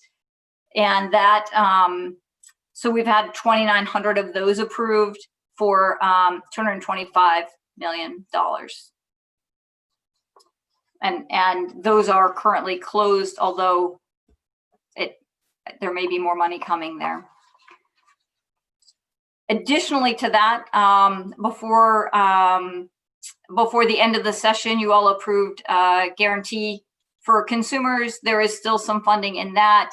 FAME has stood up a couple of programs to try to add quick response for loan guarantees, and there is still a little bit of funding there too. So the good news is there is some capital available to businesses. I think the bad news is businesses are saying, obviously, taking on additional debt is not something that many of them can afford to do or choose to do, given that you won't get the revenue back that's not coming. And certainly there's uncertainty in front of us about how that would play out. And so for very good reasons, I think businesses are concerned about taking on debt.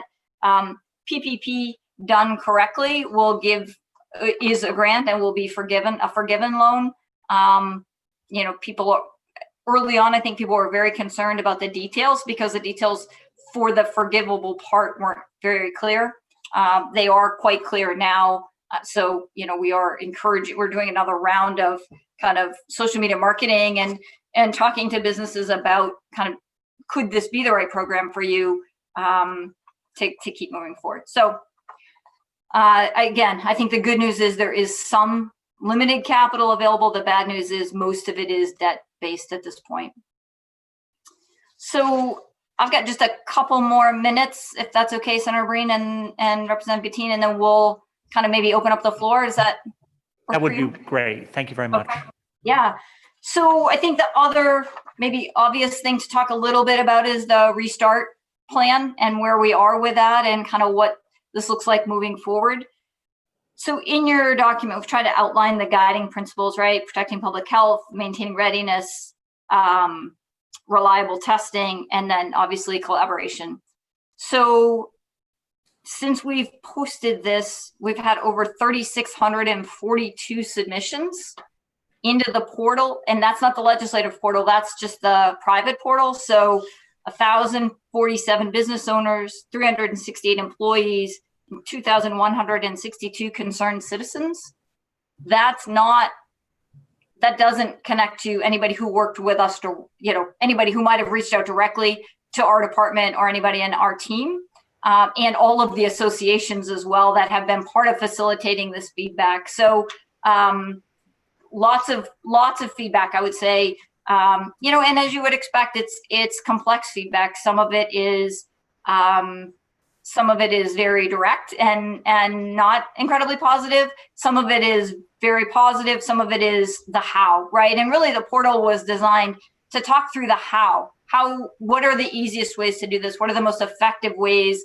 How do we do it safely? How do we do it in a staged way so that we can track and manage impacts? And so we continue to move forward there.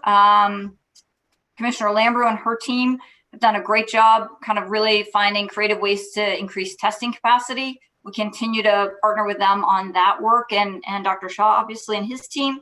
So that was something we knew was a key to how we move forward. And as you all know, right, testing wasn't something that Maine had. Most of the federal testing had been dropped into these hotspots. So fortunately, we weren't a hotspot, which meant we didn't have a lot of access to testing, and we had to take a little bit different path to find some of that testing, knowing that that was a key cornerstone to getting our economy more open. So on that next page, I think it's just intended to give you an overview of the types of things of kind of where we stand today. Again, we tried to take a really targeted approach, recognizing that not one solution wouldn't fit our entire state. There were different risk factors and different opportunities there. And so leveraged that into this kind of path forward. We've had there are a set of health conditions that kind of sometimes will change that timeline, either allow it to pull forward or require it to be pushed out a little bit and make some changes. That is not something that can be determined ahead of time, right? Those are data elements. They're actually very similar to the federal plan that was put out there. Ours are actually a tiny bit different, but very similar to kind of move this timeline forward. So if you actually match up where we are against where other states are, and fortunately the National Governors Association and the state economic development groups help with a lot of that, you can see that we are very much in the middle. Early on, we were ahead even because we had not closed down a certain number of things. We deemed them essential. Now I would say we are kind of really consistently in the middle. And we've got still obviously a lot more work to do. Lots of sectors need still to have a path forward. That is ongoing work. And I would say tourism as a one sector, tourism is the large sector that's left, that we are kind of in the final stages of the next steps forward there. So with that, maybe it's a good time to take a break and take some questions. That works. That does work, Commissioner. Thank you very much. And I appreciate the fact that you just gave us a very large amount of information in about 20 or 25 minutes. Sorry. I'm gonna open it up for members to ask questions. Either raise your hand on the screen or in the room, or use the technology that's available to you. I will. Senator Hamper, please unmute yourself. Thank you. Can you hear me now? I can hear you now. Good. Commissioner, you said you used the words very targeted as far as opening and such. And tourism related, my question is specifically about the Oxford Casino. And apparently they've met with Commissioner Sawchuk, DPS. They've met with the Gambling Control Board. I've taken a look at their, I think it's a 19-page reopening safety plan and so on. Where do they stand in all of this? Yeah, so Commissioner Sawchuk is the lead on that, so I should defer to him, but I will kind of, I can take this a little bit further, and maybe what we can do is have Commissioner Sawchuk and Commissioner Lambrou put together a package back to you. But these larger indoor settings are part of the challenge, particularly with a 50-person gathering limit. And so the discussion I know that have been being had is, how do you start to break up some of that space to get the number of people they need to create their operating profit and still keep people separate and safe? And so that is the work that's going on. I think they've done great work around a lot of those elements. And now I think the Public Health Working Team and Commissioner Sawchuk will kind of keep that moving forward. Yeah, because it seemed to me that they had covered all pretty much all those issues when looking through their guidelines. It's pretty extensive as to how they were going to reopen. And I can't stress the tax revenue that it brings in, not just for the state, but for the county, the county of Oxford, and for the town of Oxford. And it's hurting. So I encourage you to get with Commissioner Sawchuk to let's get this thing rolling. Maybe July 1st. Would love to see it. Yeah, no, we'll thank you. We'll have to get back. I don't have a date for them, but certainly we can get one back to you. Thank you.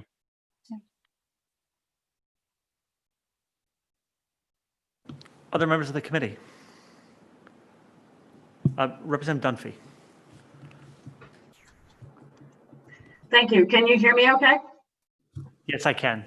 Okay, thank you, Commissioner, for being here. Thank you for the presentation. I had a couple of questions. In thinking about, as you know, we reopen and the different phases, and I think you're doing incredible work and a huge amount of work. And what I'm curious about two things. As we reopen, to what extent how are you involving like the businesses as we go through the phases? Like, for example, what I think about is I work in a call center when I'm not a state representative, or I waitress for a number of years. My daughter works in a very small takeout pizza place. How do you decide, you know, who is opening and what the appropriate procedure is for that when thinking about, you know, public health, government involvement? And then part two of that question is, how do we ensure and talk about the workforce being properly protected, you know, with either masks or whatever is appropriate for the particular type of job that you do? I mean, it would be different, obviously, in a restaurant than a call center. And I'm just wondering what the process is, how you're going about that. Yeah, so thank you for the question.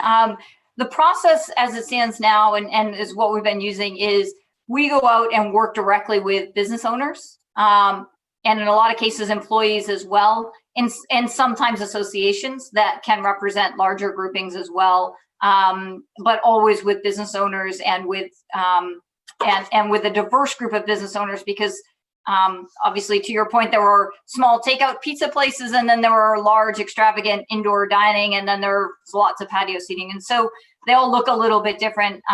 So what we try to do is develop their process from start to finish. What's their first contact with the customer? How do you move through the whole process? And for other businesses, what happens when your employees come in the morning? Where do they go? What does the traffic flow in your building look like? You know, how would you stagger potentially shifts and things like that to reduce the risk? And so collectively between our team and business owners and others, we try to build a framework for that process. And then we partner with Commissioner Lambrew and her team. She has a group of public health experts. Most of them are not state employees. They are people that have that work in the major hospital networks and have come, you know, to try to help with this effort. And they look at the process and try to see where are the high risk touch points, what things do we need to mitigate, where is the most risk. We also look at what other states are doing and the protocols there, and is there anything to learn from that. In some cases, particularly early on, there was a lot of look at things going on in other countries because they were far enough ahead that there were some outcomes versus most of the main states that weren't outcomes yet. And so we do all of that and make those adjustments. And then we go back to some of the people that helped develop the front end process and say, did anything we change just make this untenable for you? How does this work? Fully recognizing that there's a cost to this work, right? And there is, sometimes it's difficult to get the types of equipment you might need, right? Hand sanitizer for a while was really difficult to get. Now it's considerably easier. My guess is plexiglass will likely be harder to get as the whole country starts putting plexiglass up between things to try to create artificial barriers. So, and then there's a look at kind of the number of businesses that are owned there, you know, how many employees is it? And how many people would it attract? Like, would it attract people coming from other counties? How much travel does it create? Does it create congregation? There are a lot of those factors. And then from there, there's a staging body of work to get things released and opened as quickly as possible, as long as they can be done safely.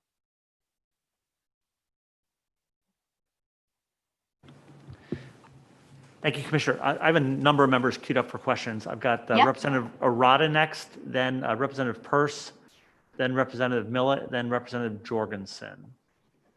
So Representative Arata, why don't you go next? Okay, thank you. So the CARES Act funds were intended to be readily available for needs related to COVID-19. And some municipalities have indicated that they'd like to have some grants available for small businesses, kind of to keep their main streets viable so that they won't have a lot of businesses shut down. Is the administration considering releasing some of those CARES Act funds to municipalities so that they can fund some of those grants to businesses? So thank you for the question. I think Commissioner Figueroa actually probably teed this up better than I can on the program elements of the CARES Act, but there are a number of things that I think that we can look at to support businesses through this. Additionally, there is even a look at that in the tourism framework around how can communities, right, partner with businesses to kind of work our way through this. So I think there's a lot more work to be done there. But yes, that is work that is ongoing. Thank you. Representative Peirce. Thank you. I think you took me off video, so it's just my picture. Is that correct? I will put you back on video, Representative. Not that it matters, but I just want to make sure I didn't do that. Thank you so much for being here. I really appreciate it. I had Representative Arata ask a little bit of my question, but I had a secondary one around you saying that there's still money available, but because it would be more of a loan that needed to be repaid, that people would be incurring debt, people really aren't taking advantage of that. Is there a way that we have opportunity to either create our own sort of PPP program or provide a way where people wouldn't have to incurring debt for some of these things in order to get businesses through? And has that been thought about in your circles? I think certainly it's been discussed. The forgivable loan concept, or basically what is a grant program, forgivable loan has a little bit different legal implication, but is certainly, I think, something that's being discussed. It's as you think about that, right, there are the pools of money aren't very big. And so when you create it as a grant, it limits the number of people that number of businesses you can support. That doesn't make that bad or good. I think that's just kind of the situation at hand. The PPP program does that for businesses. And so, I think we want to try to help people take access to this federal funding that can be grant programming. So step one for us, I think, is let's max out that grant funding, kind of the forgivable loan funding from the federal government that is currently available. Let's get our businesses maxing that out and help them from a technical assistance program figure out A, how to access the money, and B, how to make sure that they get it as grant funding, right? And don't kind of have missteps. I think part of the challenge for businesses is being concerned. If you take that money out and you don't do it exactly right, it's no longer grant money, and then it's loan money. It's low interest loan money, but still it's loan money. And I think that's why there's still money in the bucket, I think, because that risk tolerance is a little bit lower for people. So that would, to me, be priority one. Let's go get the money that's out there and can be naturally converted without state funds. So I think, but I think your point is well taken. What are the other choices to support kind of that type of work? And could I just follow up really quickly? Sure.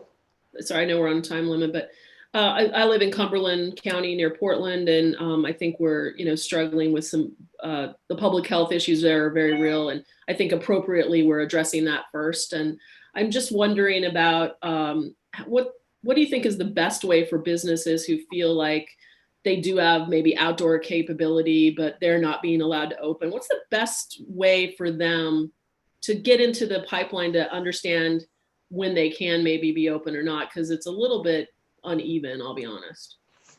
It is, and I think it's a little bit confusing for businesses as well, right? We have tried where we can to create even these small bridges for businesses to say, well, the public health folks don't think it's safe to be open, but we think there's a portion of your business you can do to be open in order to generate a little bit of operating revenue to try to keep them going. And in doing that, right, again, you get to this really targeted piece of, can you help more people it also creates confusion, I think. And so we continue to try to talk through that with businesses, like, you can do this, but not this yet, or this, but not this. And again, I think the intent there is this bridge forward for businesses, and to kind of start building up this consumer confidence and having people take, starting to safely move around in kind of normal consumer ways. So I would say that's a long answer to your question, Representative Behrens, but maybe the best thing they can do is reach out through the portal. Now, they may have already done that and gotten an answer, but we're at a different stage now where we're having to start. We've consistently so far been doing sector by sector by sector, because that was kind of the most even and forward-looking way to do it. Now, as we get into these kind of more complex situations that have, they're either in higher density markets, or the work itself is higher, either touch or higher kind of air concentrate. I think we'll have to start looking at businesses a little bit more individually, and that creates a level of complexity. But I'd say the portal is the best way to get that discussion started. Thank you so much. I appreciate your time. Representative Millett. Thank you, Mr. Chair. Commissioner, thank you for the handout material. It's very helpful. I bet you didn't think when you were applying for this position back in the fall of 18 that you would become the coordinator of all economic activity for opening and closing our entire economy during a pandemic. But building on Senator Hamper's question, Commissioner, and I know you're working on these issues, but building on Oxford County, where the casino is located and where we touch each of the 3 hot counties, I have 4 different issues that I know you're working on. I just want to get a sense of an update on when they'll be open and addressed in timeline terms. One is the border county towns in rural Maine that have dine-in restaurants that were prepared to open and were suddenly told not to. The second is the summer camps that involve students normally from in-state and out-of-state post-school year closings, in other words, July and August in particular. Thirdly, we have some bowling alleys that for some reason don't fit under gyms or gymnastics or other activities that might be similar in nature. And finally, given that we are heavily tourism dependent, the issue of the 14-day quarantine and how and when you expect that issue to be resolved. And if those questions are more than you're prepared to talk about today, it would really help me, and I know Senator Hamper too, given the tourism nature of Oxford County, to get answers sooner rather than later. Thank you. Yeah, so thank you. And yes, you're right. I don't think any of us planned that this would be kind of where our economy would be right now. But we will work hard to kind of pull it through and get to the other side of this. Let's see, summer camps, the guidance is up and available. They are open as of June 1st for Maine residents, and open July and August for kind of any normal residents they might have. Happy to send you that guidance directly if that would be helpful. Dine-in restaurants in the 3 counties, we don't have a date for that yet. All the other northeastern states are kind of doing the same outdoor only restaurants. And so, we continue to look at it. We continue to try to stay lined up to what some of their thinking is as well, and understanding kind of some of their decisions. We right now are the only state that has dine-in open, and obviously we only have it in the 13. So that doesn't answer your specific question of when for the other 3. I think that continues to get looked at on an every couple of day basis, but I don't have an exact answer to you there. Bowling I know is indoor amusement is a category, indoor entertainment is a category. I will need to get you the dates on that. I don't have them off the top of my head. I apologize. And then on tourism, I would say early next week. It is something we have really, when this all first started, it became clear, right, that our tourism economy was going to be something that needed a special and really focused effort. And so we've been doing that work. We've had this framework out for for I guess about a week and getting good feedback there. And we're making adjustments based on that feedback. We're also looking at movement in some other states that we're trying to learn from and see if there are elements there. But I would expect early next week. Thank you, Commissioner. And if you or Kate Boyd could give me the site on the summer camps, the getting back to us on bowling alleys and the quarantine issue, that'd be extremely helpful. Absolutely. We'll send the summer camp link right away, the bowling alley timing right away. And then as soon as there's the tourism piece to share, we'll be sure to do that. Thank you. So I've got Representative Jorgensen, Representative Keschel, Senator Sanborn, and Representative Hubble. And again, then I'd like to try to wrap this up. We have a number of the business owners who have joined us. And I'm hoping we'll have Commissioner Johnson with us again sometime. So thank you. So Absolutely. Representative Jorgensen, go ahead. Thank you very much. I'm still off video, but Yep, I will fix that. it's okay. I was just going to say that first, I just want to say I really appreciate the fast response that a couple of my constituents wrote into the portal, and they got a really quick response from you personally, I think, and it was great. And I think it made a lot of difference. And I know how busy you are. But the question I have really is, earlier today, we heard from one of the childcare providers, and they were talking about a PPP loan that they had gotten. And then they discovered, when they got it, they thought they could use it. And then they realized the rules didn't permit them to use it as initially intended. They gave it back, then the rules changed. Is that only a one bite of the apple kind of program, or could they in fact go back, or is that really what they said they couldn't go back? I'm wondering if that's true or not. Well, so probably a little bit of both. You can't get 2 PPP loans. You can only get 1. And so depending on what happened with how they gave the money back, I think is probably the determining factor there. The intent was 1 loan per company or per business. And so that's probably what they're hearing. I wonder if there isn't, I don't know how they gave the money back. So potentially, there may be some way there. I also just got word that the president did sign the PPP extension just this morning. Instead of the 8 weeks originally, it's now to 24 weeks or December 31st, whichever's first. So that's real progress and incredibly helpful for a lot of our businesses. Unfortunately, right, a lot of our businesses were already jammed into the 8 weeks because they had to spend it before they lost it. So, but it is good for going forward. Thank you. Yeah. Thank you. Representative Keschel. Thank you, Mr. Chair. My question kind of goes back to the issue of restaurants in the 3 counties. As you know, they were planning to open, they purchased a lot of food, et cetera, and then they were told on short notice that they would not be allowed to be open. Having looked at that situation, I'm sure you have you come up with an approach that would perhaps an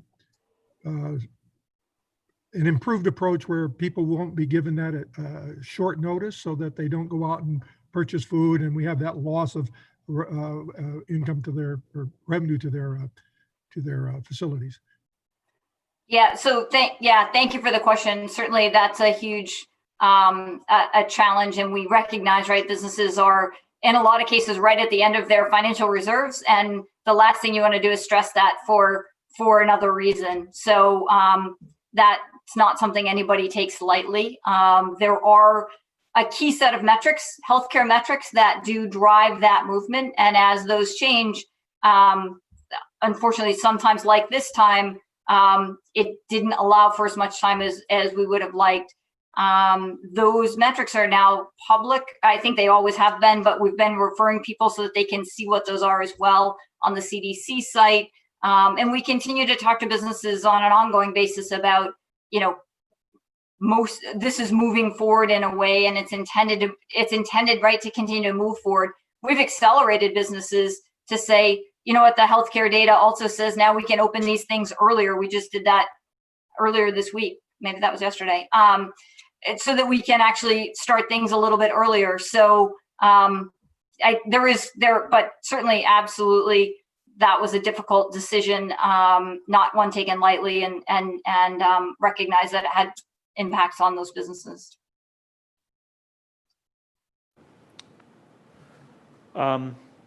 Senator Sanborn. Thank you, Mr. Chair. Commissioner, I happen to reside in Gorham, and you probably know from the recent news that their town council, or our town council, voted to declare all businesses open. And I heard from a number of business owners in that regard, and my perception is that they feel like they are not being listened to, that they don't have a voice, that I, as their state senator, don't know the struggles that they're having, and that the state is not looking at each of those businesses and really trying to help them. A lot of them don't understand how the different kinds of businesses are kind of being clumped together and feel like decisions are being made indiscriminately and don't make a lot of sense. Now, I listen to Dr. Shaw essentially every day that he's on. I listen to you almost always when you're on, and I know how well your persistence in sitting there and answering question after question after question, and I greatly appreciate it. But the perception remains that they don't feel like they're being listened to. So it seems to me somewhat of a communication problem. And I'm just wondering if there's anything else that we can do to let them know somehow that they have a way to have a voice, or that they are being heard better than I know that they're feeling. Yeah, thank you for the question, and certainly wide open to other ideas and suggestions of the committee offline. I think Representative Gattini is moving us along, but offline on how to do that. Certainly our intent is to make sure people have a voice. I think the challenge, right, that we have sometimes is having a voice doesn't mean the answer, right? There aren't necessarily the answers that people want, and we have to be, there is a balance that we continue to try to walk between kind of individual businesses and public health and those pieces all moving forward. So I totally agree, Senator Sanborn, that there were businesses that don't feel heard. There were certainly businesses that disagree with the approach and disagree with kind of where they fall in line, right? Businesses want to be open. That's their livelihood, and we certainly understand and respect that. We do get a lot of businesses, though, that come in and are really happy with their timeline. If you watch as the economy opens in some of these communities, not all businesses open. Even as part of the restart plan, when we say, go, it's time, you'll see businesses, and even, I had a woman call me the other day and she said, I still don't think it's not time for us, right? Other people can go, it's okay, it's not time for us. And so, yeah, I understand and hear kind of your comments. We hear that too, wide open to other ways to try to solve that challenge. We certainly want businesses to be heard, not just feel heard, but actually be heard and be part of this solution. And we'll continue to look for better ways, but if there are other suggestions, we're certainly happy to take those in.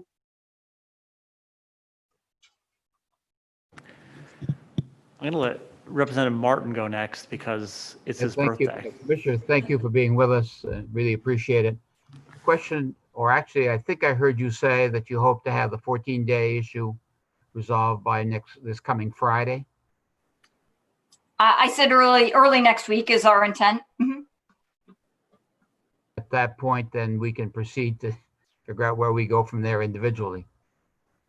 Yes. Well, first off, happy birthday. And yes, I think we continue, right, to kind of work through this tourism framework and trying to find the right path there. So again, right, as we finalize this plan, if there is specific feedback, I believe you all have the framework that we're currently looking at.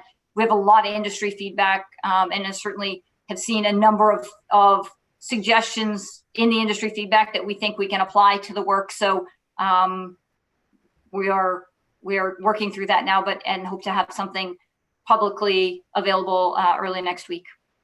Okay, thank you. Representative Hubble. Brian, can you hear me? Mr. Chair. Oh, there you go. I can. Can you hear me now? I can hear you now. It's a little soft, so speak up, please. Thank you very much. I'll try to speak. Commissioner, I just want to thank you very much for coming today. It's a great packet of information that you brought to us, and I really appreciate the discussion as always. I also wanted to add that I've really appreciated your weekly briefings to businesses where at least I've heard you essentially state till questions are exhausted from various people who are looking for clarity that you can't necessarily provide, but you always are providing, I think, honest and current information. I think that's really important, and I just wanted to be clear about that. To me, I think we're facing essentially a chicken and egg question ultimately about the challenges to the economy. On one side, there's the workforce issues that we've been aware of even pre-COVID, and then secondly, access to capital. I'm not going to ask you like which of those is more important, but it would be helpful, I think, in relation to this committee's work and also the Economic Recovery Committee to understand just sort of the time frame where you think that those are going to be critical policy decisions for us to face. Can I just sort of leave that one in your lap? Yes, thank you. So I think you're right. It's not an either or, right? As we transition kind of from the pre-COVID challenges in workforce and kind of skills and diversifying our economy work to kind of where we are today to what the future could look like. You know, one of the possibilities, and President Dave Dagler from the community college, I think is really leaning in and leading the way on this, is to try to find, this is an opportunity, right, for people potentially to reskill. And so I think Dan Bellier and his quality centers and President Dagler are really doing a good job looking at those opportunities and really executing on those opportunities now as we look forward. So, you know, I think there is good time now. It's always a good time to skill your workforce and to grow your workforce and develop it effectively. So that will be part of the economic rebound. Those aren't disconnected, right? Our economy is not going to rebound without talented, skilled workforce, and our talented, skilled workforce aren't going to have the right spots if we can't grow our economy. And so we see those as very interconnected. Very good. Commissioner, I think we're going to wrap up here. I'm going to close with a really quick comment because it's a pretty big topic, and I just want to make sure that it gets aired out a little bit today. I very much appreciate everything you're doing, that the department's doing, and I'm really happy to have this conversation today focused on what you're doing. I'm going to just constantly remind people when I talk to them that you know, as you know, the businesses that we're talking about are very much the engine of our economy. But you know, when I think about demand economy, I think about something that's broader even than the businesses. And I just want to make sure that we're thinking about the economy as all of the people in Maine, the workers. I really would be interested in the future of hearing about how you are engaging not just with business owners, but also the people that they employ. You know, again, the economy is just money moving through systems and markets and changing hands. And I always want to sort of remain focused, not just on the businesses, which are so critically important, you know, but also take a broader view. And, you know, we can talk about that sometime in the future. Great. In the meantime, thank you so much for carving out some time today. I know you are incredibly busy. I learned a lot from you and from the questions that my colleagues asked. And we're now going to have a period of time where we're going to hear from some business people from different sectors. And, you know, I know you're very busy, but you can listen in, you know, as much as you'd like. but we hope to talk to you again soon. I'd appreciate that. I will listen in, and thank you very much for your time today. I appreciate it. Okay, thank you, Commissioner. Thank you.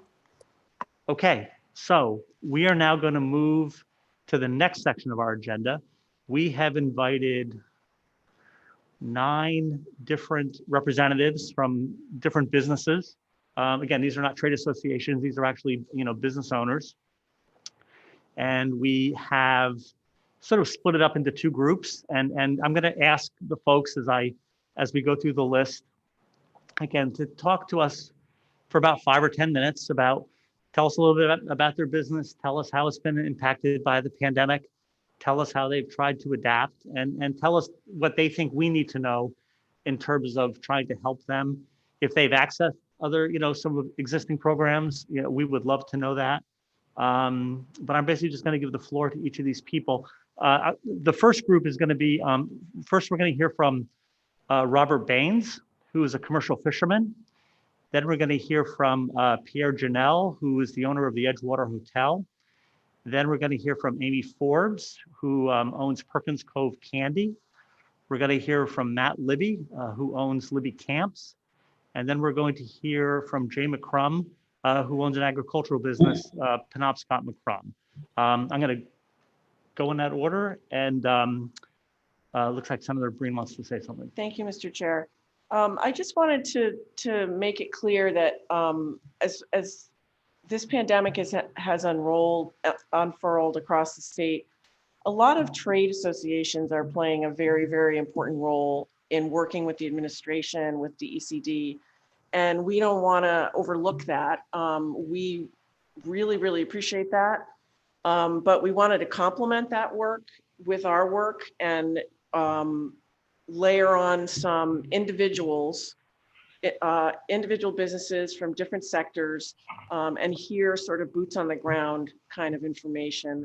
And so that we're getting sort of large picture from trade associations that work statewide, but we are also getting individual stories. And we have tried in today's panel to put together a good cross-section of business sectors that are being heavily impacted by the pandemic, and then also a broad geographic and demographic cross-section. So those are the goals in choosing the panel today. I just want to clarify that. And we will take up other topics and issues and people in the future as we move forward. So thank you very much for that explanation, Senator.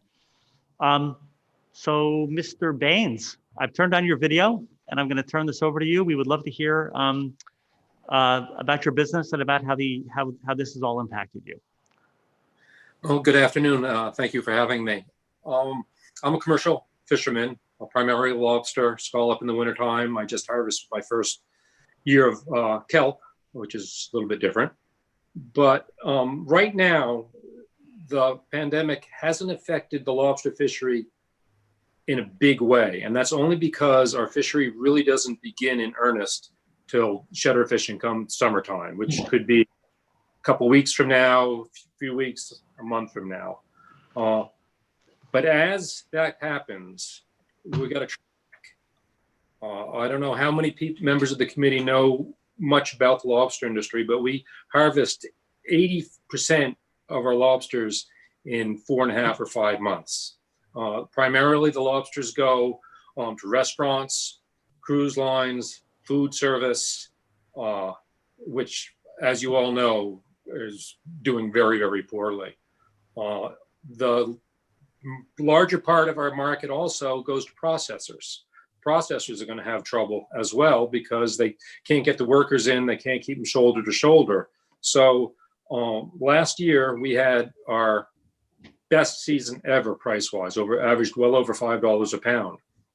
This season, what the dealers are telling us, if nothing changes, we're going to be seeing anywhere from $1 to $2.50 a pound. Most lobstermen, their 50% of their gross goes towards their expenses.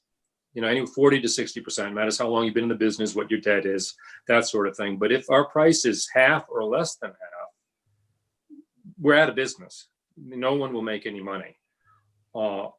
many of the lobster fishermen have taken advantage of the PPP program, that loan, and there's the other loan they've taken advantage of. Some of the sternmen are trying to collect unemployment, and that's challenging. So I guess right now the impact is not that large. We have at our co-op, I'm on the board of the Sprucehead Co-op, we have probably 100 crates down there floating right now, trying to find a market for those lobsters for $4 a pound, wholesale. And we're challenged to find that market right now. Typically, it'd be about a $6 wholesale price this time of year. So I guess really what my message is, to the committee is there's the impact right now isn't significant. The impact starting in a few weeks will be catastrophic.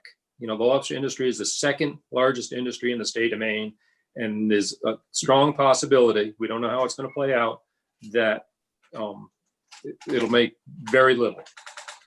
So my only suggestion to the committee, as they, if they have some money that they can help the industry, is the infrastructure of the working waterfront, to make sure that we don't lose any more infrastructure of the working waterfront. And I don't know how you could go about doing that. Maybe possibly if there's money, property tax credits, something like that could help. I know, our co-op pays a significant amount of money every year in taxes.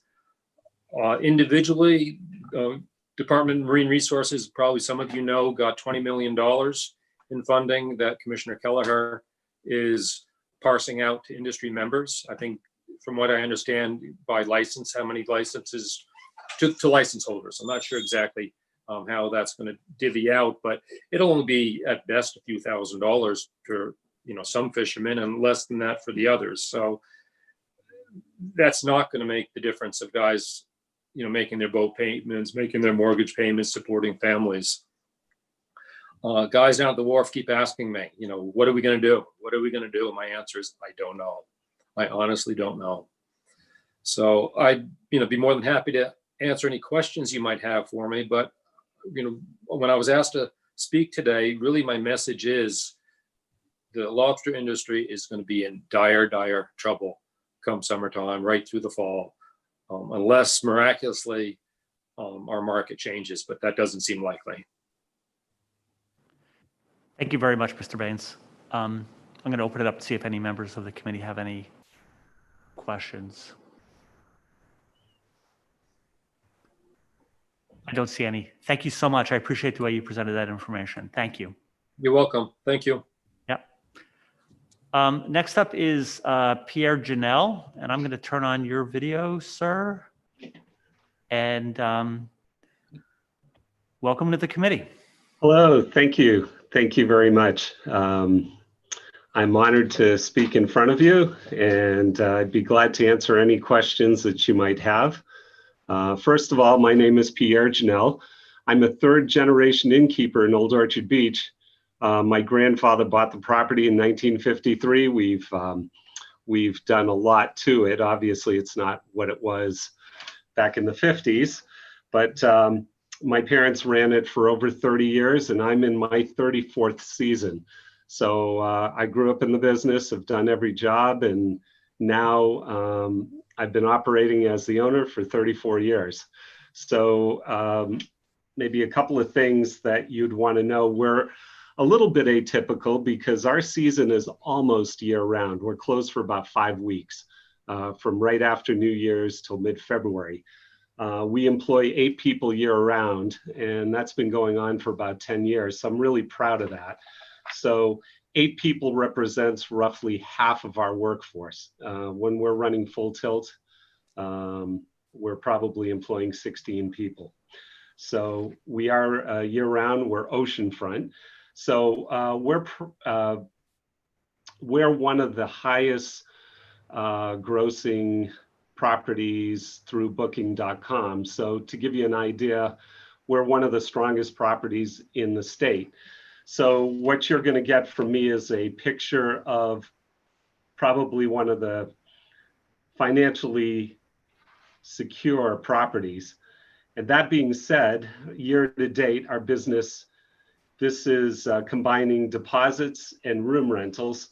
We're down about 60%. So even though we've been open since mid-February, we were not allowed to do business for 75 days, but we had strong deposits on record. But that equates to about a $270,000 loss for our property. And looking at the month of June, I'm anticipating that we're going to be down 65 to 70%. July and August are less right now. We're going to be down anywhere from 30 to 35%. So that's a pretty significant hit.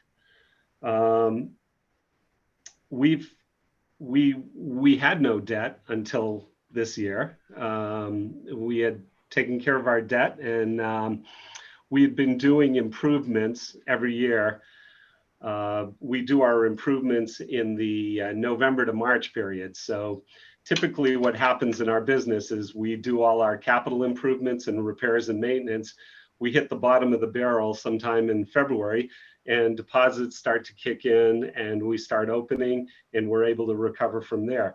So we weren't able to do that this year. We did our improvements, and boom. So now we've accumulated about $250,000 in debt. We're very uncertain about the upcoming year. We may end up incurring another $150,000 in debt, which is going to change the future of how I do business. I'm probably looking at a payback of 5 or 6 years.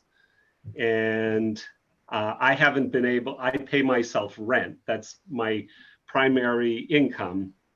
Haven't been able to do that. So I've suspended rent payments to myself, and I'm currently living off my savings. And I'm hoping that the business can rebound where I can start to pay myself.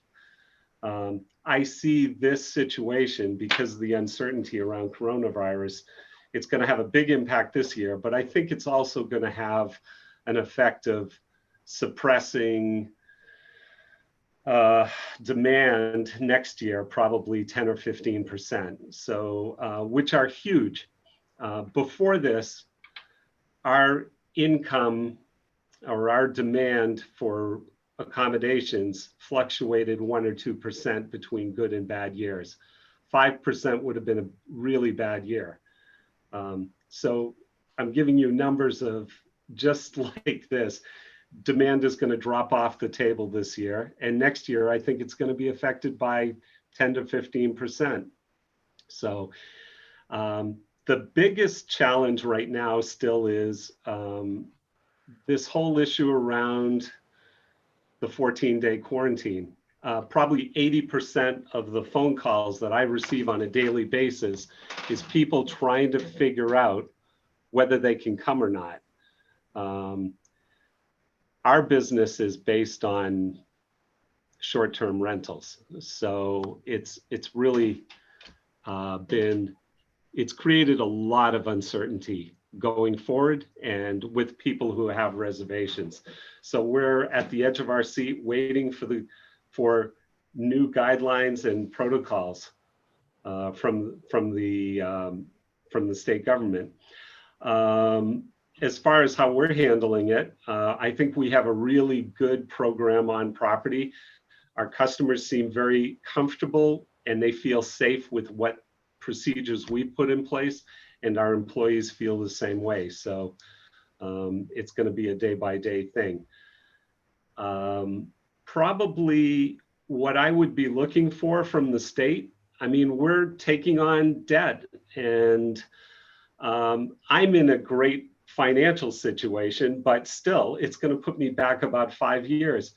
I'm petrified by what it means for people who don't have the location that we have.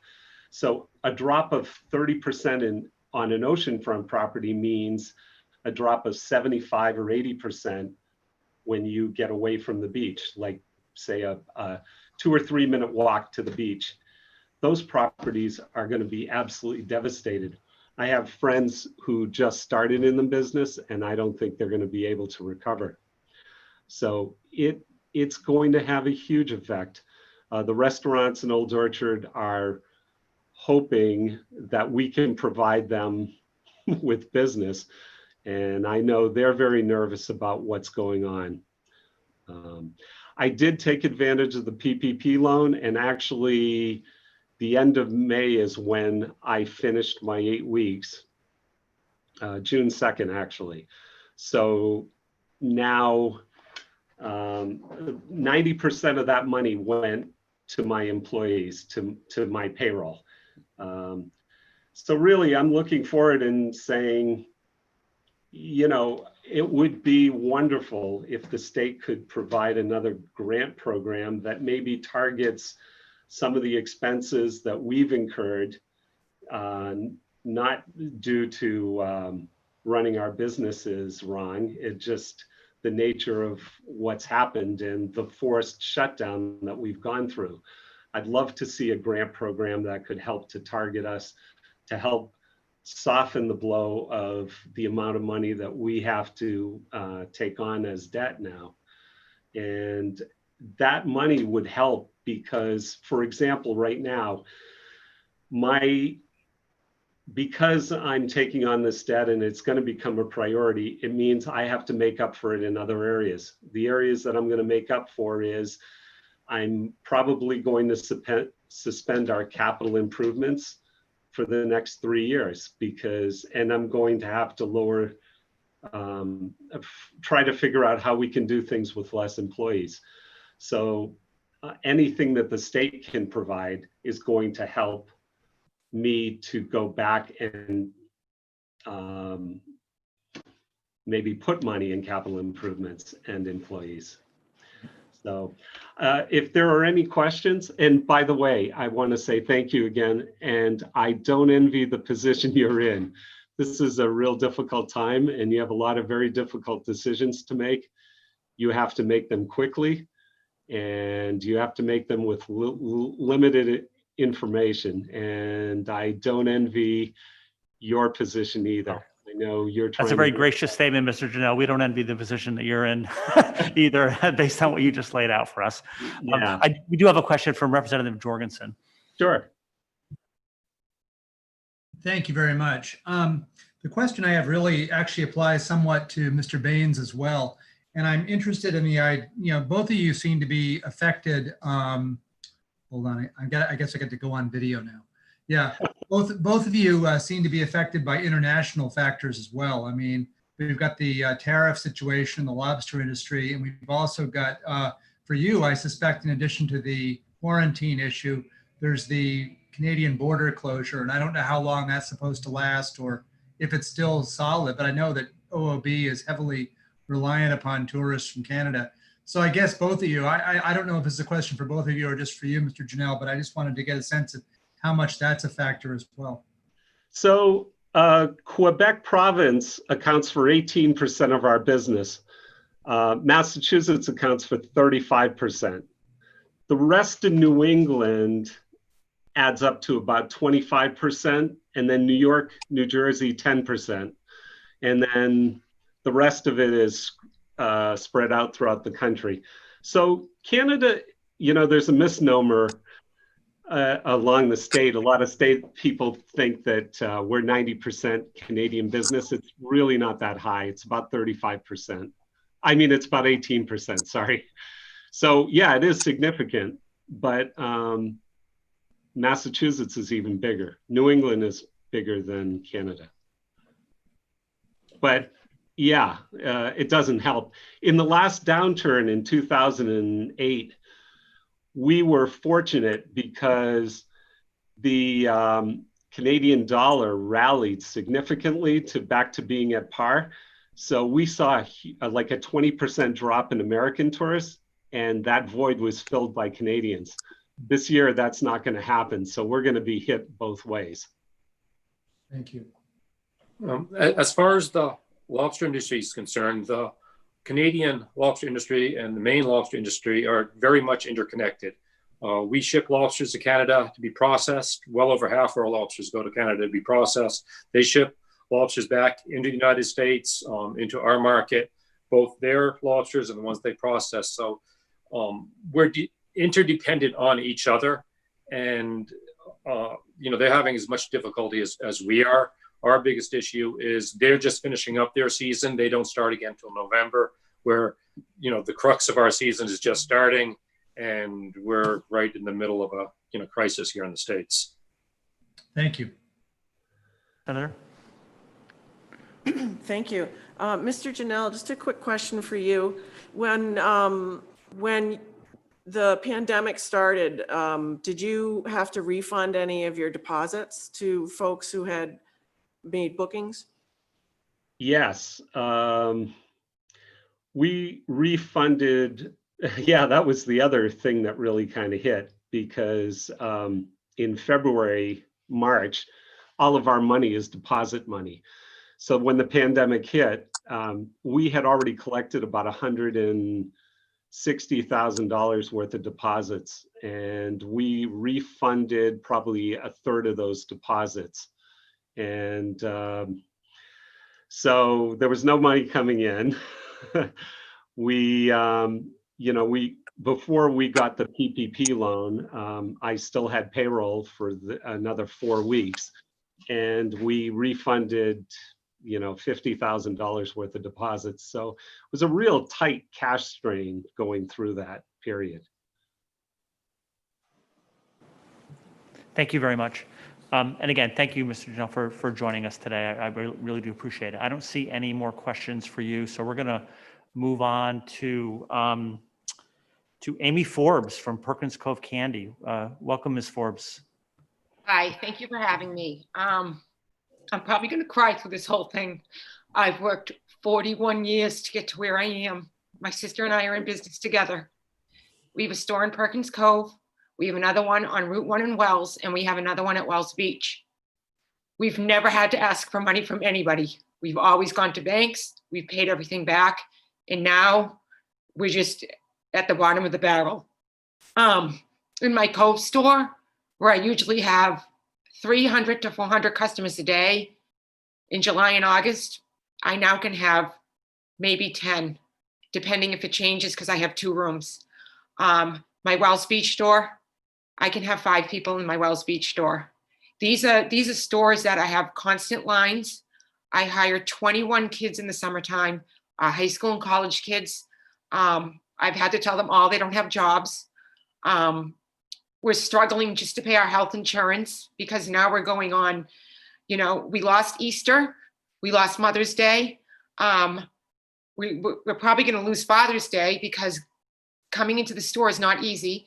And the only thing is, I wake up every night and I think, how can we solve this? And one way to solve it is to look at our prior year sales tax and find a way to give us a bailout through our sales tax. Our sales tax, our revenues are an indicator of the amount of money that we make.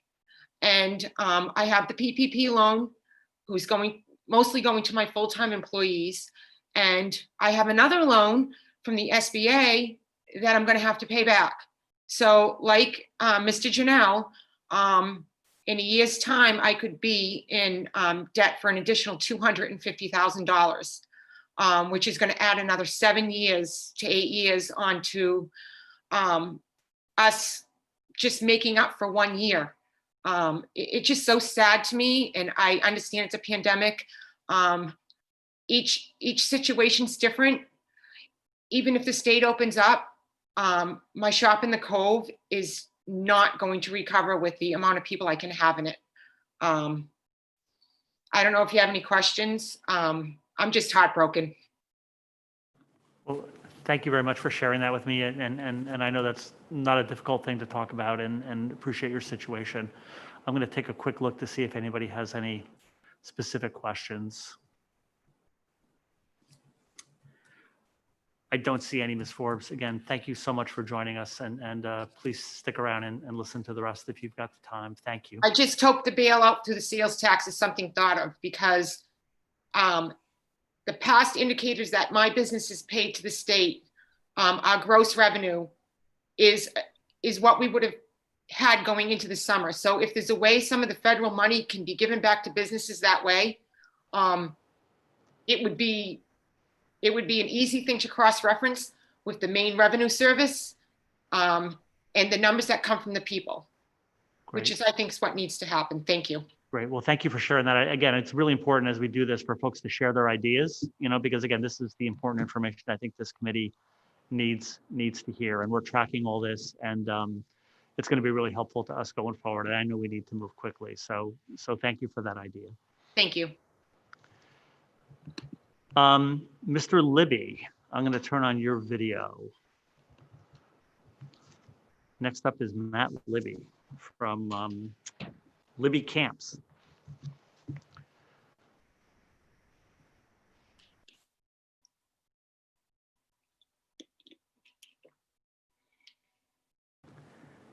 Mr. Libby, are you there?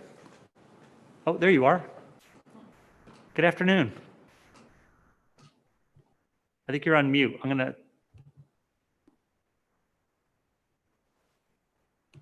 There you go. Oh.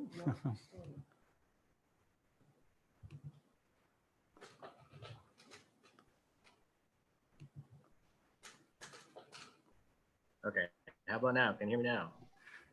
Yes, I can hear you. It's a little soft, so if you could try to speak into the microphone clearly, that would be great. Thank you. Yeah, can you hear me okay now? That's better. Okay, yeah, once again, good afternoon. Thank you for inviting me to this. My name is Matt Libby. I run Libby Sporting Camps. We're a traditional Maine sporting camp located in T8R9 Maine. We're just north of Baxter State Park, located just about in the middle of nowhere. As far as how this has affected us, we're pretty similar to Mr. Janelle. As far as we take deposits for trips that start in mostly May and June. Our prime time is the end of May and the month of June, and then again in the fall. We slow down for July and August. And right now we had a pretty full half of May that we canceled everybody on the governor's orders, basically that we couldn't open in May. And then it's kind of too late when she said we could open May 18th. That's actually only a few days after our normal opening, but by that time we had already moved everybody, canceled everybody, and didn't really have any other recourse. We just opened up a couple days ago to Maine residents, and we've actually been pretty fortunate to get enough residents interest in June to kind of counteract some of the losses that we've seen from the lack of non-residents. Our business normally is about 70% non-resident, about 30% resident. And we actually still have a lot of non-residents that are booked for the month of June that are really just sitting there waiting to see if they can come, to see if there's anything that can be done about the 14-day quarantine, or if they just need to not come. But almost everybody that I've talked to they really, really want to come. This camp has been in my family since 1890. I'm the 5th generation owner. And back in the 1890s, early 1900s, people came from the cities to get away from the city, to get away from sicknesses in the cities and to go to the middle of nowhere and enjoy the wilderness without a lot of other people around. And we still do that same thing today. And most of these people they want to get out. They want to get somewhere. And I believe a place like ours is about the safest place you can be. Obviously, we don't want people coming up here and spreading this disease, but we are in the middle of the woods. We have private guest cabins and a main lodge where everybody comes to eat, where it's a lot easier to practice social distancing here than it is in the aisles of Walmart.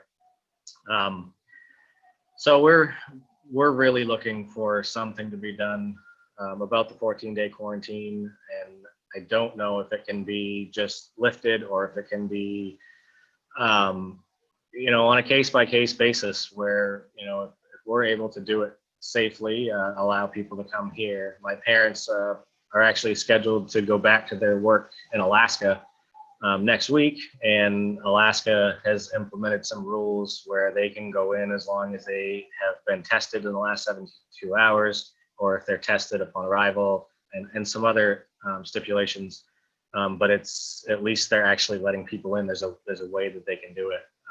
And I really think that's what we're looking for, is just somehow, some way to get some non-residents here to kind of ease the burden. Thank you for that information. And sounds like we heard some of the same things from you that we heard from Mr. Janelle, so I appreciate that. Representative Purse, did you have a question? Actually, I forgot. So I forgot to put my hand down. I'm sorry. So I don't have a question. I'm sorry, Representative Purse, do you have a question? I couldn't hear your. I'm sorry, my hand was up for the last speaker and I forgot to put my hand down. My apologies. But I appreciate everyone being here and I appreciate the creative thinking that I know people are under a lot of stress and you can get caught up in the moment. And I so appreciate people who've taken the time to offer solution and thought patterns around that. And I think every speaker has done that. That was kind of my comment of the last speaker as well. So yeah, sorry, I missed your hand last time. Oh, no worries, no worries. Yeah. Okay. Any other questions for Mr. Libby? Representative Martin. You got to unmute your, you have to unmute yourself, Representative.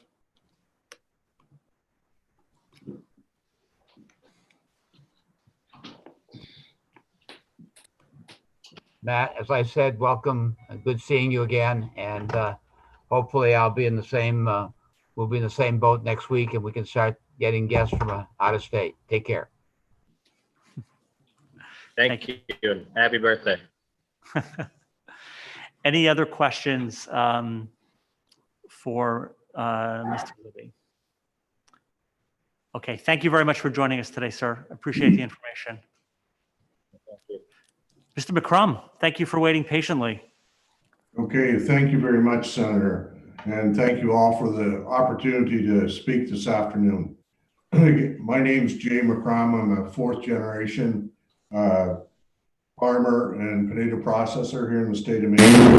And as I listened to the other business owners, I think we all have a very similar parallel issue, and loss of market is the key thing that's causing so many of our problems. And the loss of market, the uncertainty of when it's coming back, is the dominant factor that has all the underlying factors that are affecting Maine businesses and the Maine economy. In reference particularly to the Maine potato industry, other than seed potatoes, the potato market is 85% food service and 15% retail. The food service industry is affected by the restaurants, the schools, hospitals, and all of them either closing or slowing down substantially. In most cases, after the start of the pandemic, within a week, and I know in our business, we lost 60% of our business within 5 days. It just stopped almost immediately. The retail market has increased, but the volume of that market is insignificant in comparison to the loss of the food service business. So that business, the loss of market, we're very similar. One thing that we see coming into especially our growing season is the availability of labor, employees. That's a very significant impact caused by the market loss and so forth. Layoffs, less hours has caused people to need and get on unemployment, and to get those people back in the workforce is a challenge. Another challenge we have is bringing in migrant labor or talent from other areas of the country or the world to fill in for talent that's not available here in Maine. The other, another real key factor, which is driven by the lack of market, is cash flow. Even though many of these businesses have a very positive history of profitability, the virus was so unpredictable that many businesses were not and are not prepared to sustain their cash flow needs in this very difficult situation. This may cause many good businesses to close their door permanently. So the cash flow and the cash flow caused by the market situation is so similar amongst all of these businesses. And then I asked myself, the question that was put forth to all of us, how can Maine support businesses in this situation? My understanding is the federal government has allocated somewhere around 1.2 billion to the state of Maine to help address the challenges that COVID-19 has caused. So with that in mind, the question is, how does the state of Maine invest this money to overcome the challenges facing us? And is there a way to invest the money to address both short and long-term challenges?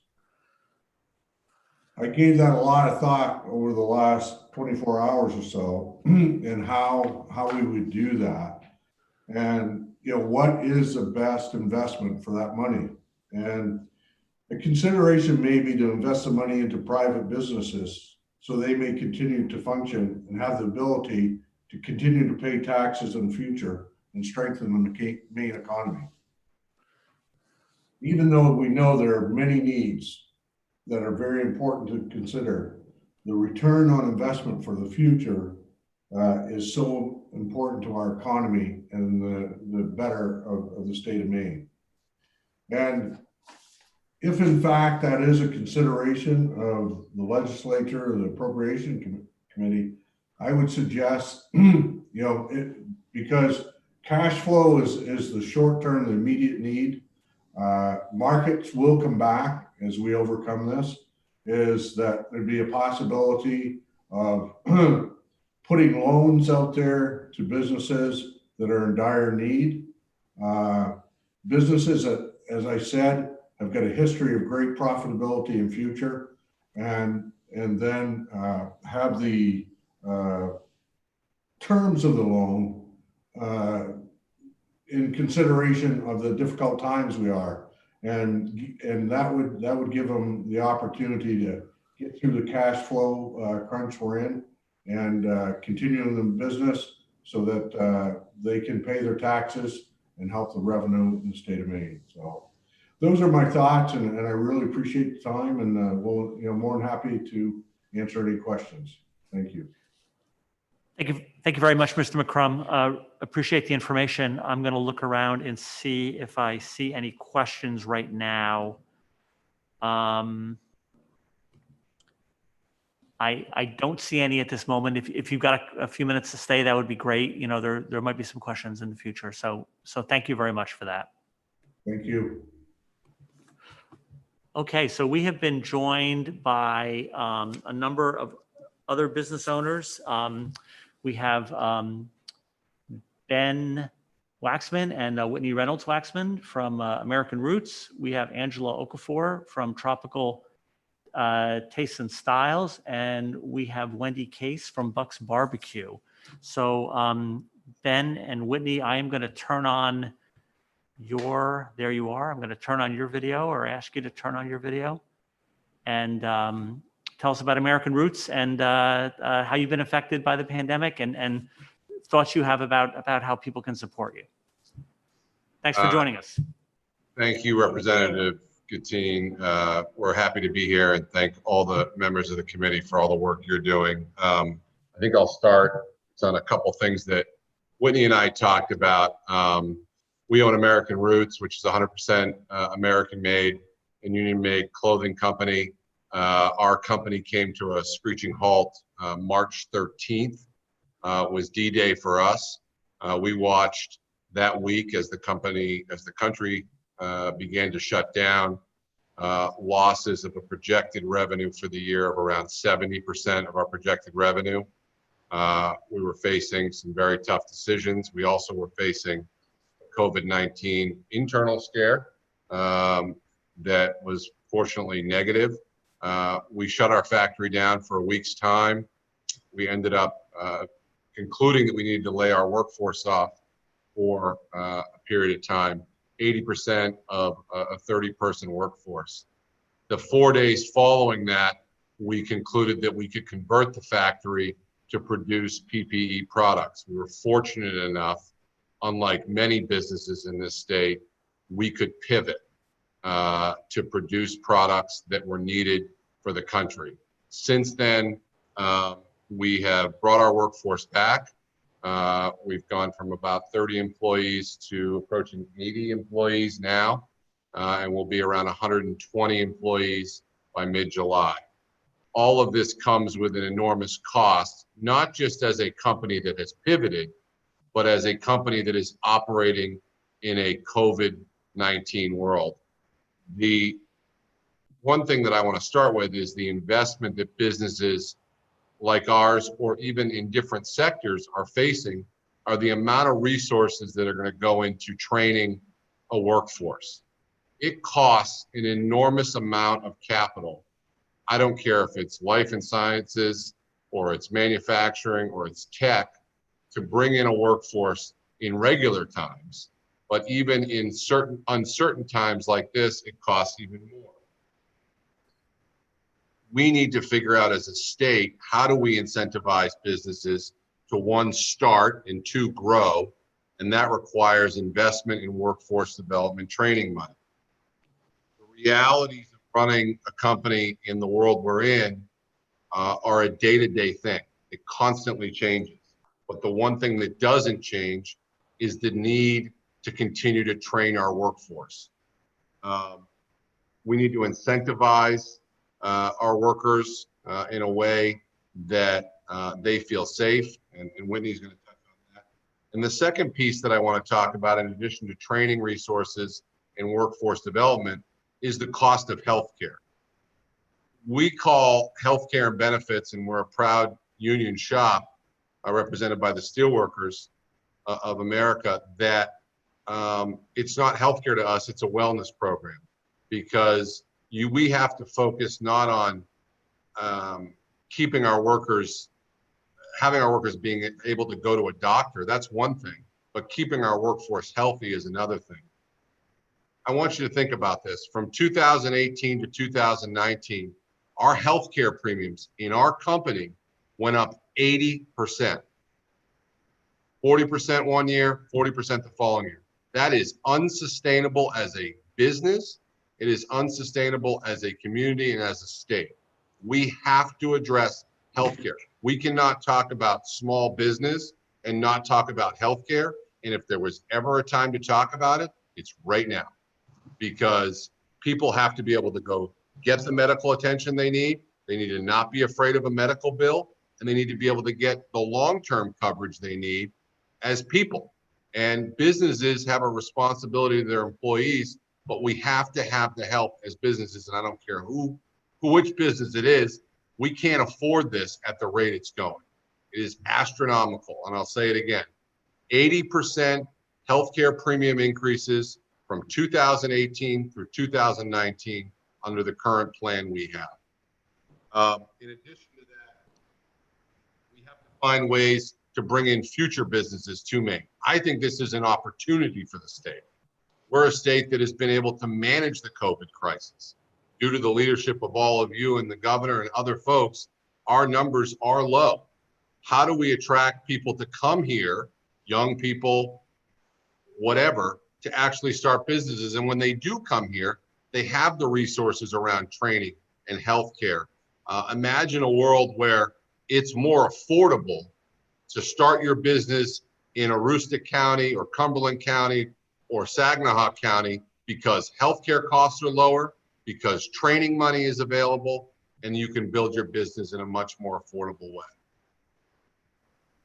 So just to go a little more specifically into these times, resources that are needed. Whitney, if you could get a little bit closer to the mic, that would be a little helpful. Thank you so Sorry about much. that. Yeah. No, Can you hear me now? Yeah, I can. Thanks. Okay, great. Hello, everyone, by the way. Just more specifically on this particular situation and the safety measures that are required in this environment, resources that are needed for our particular business and many businesses. Hand sanitizer alone is costing $50 a gallon. We are ecstatic to be able to support local businesses that have also pivoted to produce sanitizer, but it's very expensive. It's become a giant cost for us. Plastic gloves, plastic sheeting that we have had to install in our factory so that we can accommodate the number of employees. Just to piggyback on that, we've also had to increase our square footage of our actual factory to accommodate the number of employees as we grow. Normally, our original factory is 14,000 square feet. Normally, we would be able to accommodate the majority of these new employees that we are bringing on. But in these circumstances, because of social distancing, keeping our employees safe, and that being a priority for us, and having our workers feel that sense of working in a safe environment, that is our number one priority. We've had to increase our square footage and our footprint so that people can work safely and 6 feet apart. We've had to hire employees dedicated to the safety of our workforce. So making rounds throughout the day, keeping the facility sanitized and clean, wiping things down, enforcing social distancing rules, making sure folks are wearing their masks and that they are staying 6 feet apart from each other. Another cost that could potentially occur is a shutdown. If we happen to have COVID hit our factory, we are looking at upwards of $20,000 cost just to sanitize our facility. So these are things that we have to take into consideration as we move forward. As Ben said, we are extremely fortunate to have been able to pivot our business, but there are costs that come along with that, and those are just some of them. Wendy, can you tell me again how many people you folks employ and how much you're expanding right now in terms of employees? Sure. So mid-March, we were at about 30 employees. Currently, we are at between 70 and 80. And you're currently hiring? I'm just putting that We plug are. out there. Yes, absolutely. Okay. We're going to tap out. Representative, yeah, we're going to tap out at about 115 by end of June, early July. And that's because you've been able to find a way to change what you're manufacturing in order to react to the needs of this current situation? Yeah, our PPE products are shipping to hotspots across the country, New York, New Jersey, California, Illinois, the great state of Maine. And we're very fortunate to be able to do that. But my heart goes out to the businesses that are trying to get back online right now. And I hope the items that we identified, those items are applicable to every single small business in the state of Maine. And we as a state need to address them. Yep. Thank you very much.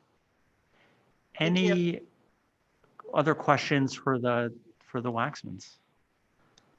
I want to make sure I missed somebody's question a few minutes ago, so I want to make sure I'm being really careful looking at all the. Okay. Well, again, Ben and Whitney, thank you for being here today. Obviously, I would be remiss without thanking you for locating your business in Westbrook and appreciate the the role you've taken in revitalizing our downtown and bringing that business to us. So thank you. Thank you all. Thank you. Thank you. Stay safe. Yep. Thank you. Bye-bye. Angela, I'm gonna start your video and again ask you to tell us about your business, how it's been impacted by the crisis, and again ways support that you think you could use. Thank you. Oh, I think you're on mute still. Hi, everybody. Thank you for having me. So down here in Bangor, I own the international market, Tropical Taste and Styles. And is that okay if I talk about our general struggles? Because we own more than just one business. Is that okay? Sure. I mean, again, I'm going to give you the floor for about 5 to 10 minutes to talk about your business. So aside the international market, which is very helpful with new people coming in because we have foodstuff from around the world. My husband too owns 2 pharmacies in Down East, Eastport Family Pharmacy and Machias Family Pharmacy. So I'm going to be talking about general struggles in both places. In my international market here in Bangor, I was working on having a new staff before this lockdown happened, so which definitely is not happening right now. Currently, we have 3 kids that are all less than 10 years. So that being said, with the lockdown, I'm not able to open every day, which has pushed me to open only on Saturdays. But another struggle, which basically is with the pharmacies, is being able to recruit staff. Normally with the locations, it's a huge struggle finding staff, but with this lockdown, most people don't even want to come to work. And one struggle we go through too is, apart from for like my international market here in Bengal, being able to get foodstuff, to get our goods down here because of all the lockdown and all that.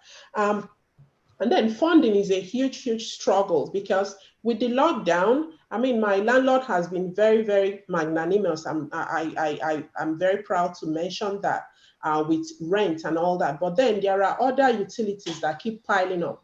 So what can we do to help, not just myself? I have been able to also communicate with some of my, other people that have businesses here.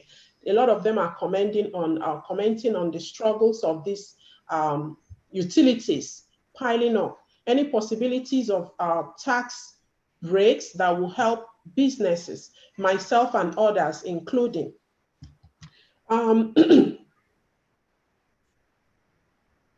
Then what and how can we make it easier and more comfortable for other people to be able, for us and other people to be able to get our new staff, or to get our old staff to be able to actually come in? Then that being said, one of the issues we always have at the back of my mind, like I said, my husband, he's away at work most of the times. So we struggle and we are fearful of the fact that, God forbid, I get this or my husband gets it. What is going to happen? That means definitely the pharmacy is probably going to be shut down. And we have a ton of people who depend on us. We do home delivery of our prescription medications. So what is going to happen, and how can the state be able to help us be able to deal with situations like that? For now, and I also own a hair braiding and craft business. I do hair braiding down here. So with this whole lockdown, I have tried to, schedule my clients weekdays, so that the Saturday I open for public grocery shopping, I don't have a lot of people coming in and going. And I've tried to keep my clients to have their mask and keep it on, including myself. So these are all the things and all the struggles and all the thoughts and fears that we go through. And then I would love to make this point too. How can we make it possible to alleviate the lending rules to make it easier for some other businesses to be able to keep afloat? This one specifically is one struggle one of my landlords is having right now. So thank you. Thank you very much, Ms. Okafor, for that. And let me just look and see if I have any questions. I don't see any right now. Looking around again. Okay. Thank you so much for sharing that with us. And again, I appreciate the fact that you gave us the perspective from a couple of different businesses. So again, I think that's very helpful for us. So thank you. Thank you. Next up, and this might be the last, there was one other business that we invited who has not come onto the Zoom yet, but now we're going to go to Wendy Case from Buck's Barbecue. Wendy, thank you for joining us. Thank you for having me, and good afternoon to everyone there. This is a great opportunity to share a story. I've been in the restaurant business since probably 1978, if you count high school. I am an owner and have been an owner of 4 restaurants in Maine and have sold them mainly to employees. Just recently sold my larger barbecue restaurant to my general manager 2 years ago and have retained ownership of one in Wyndham. Yesterday, I went to that restaurant and filled up the dumpster. I'm closing that restaurant, and this is kind of a snapshot of the math. The restaurant generally did $1.3 million in sales. It's 3 stories. It's in a post and beam building. And we were eagerly looking forward to doing dine-in service as of June 1st. Because of the supply chain issues that, the restaurant industry and generally the grocery industry has been up against, my kitchen manager was proactive and bought a whole bunch of product. So when we received the information 5 days prior, we had $16,000 worth of inventory in the store. We were doing curbside service. That amounted to about $4,000 a week in sales.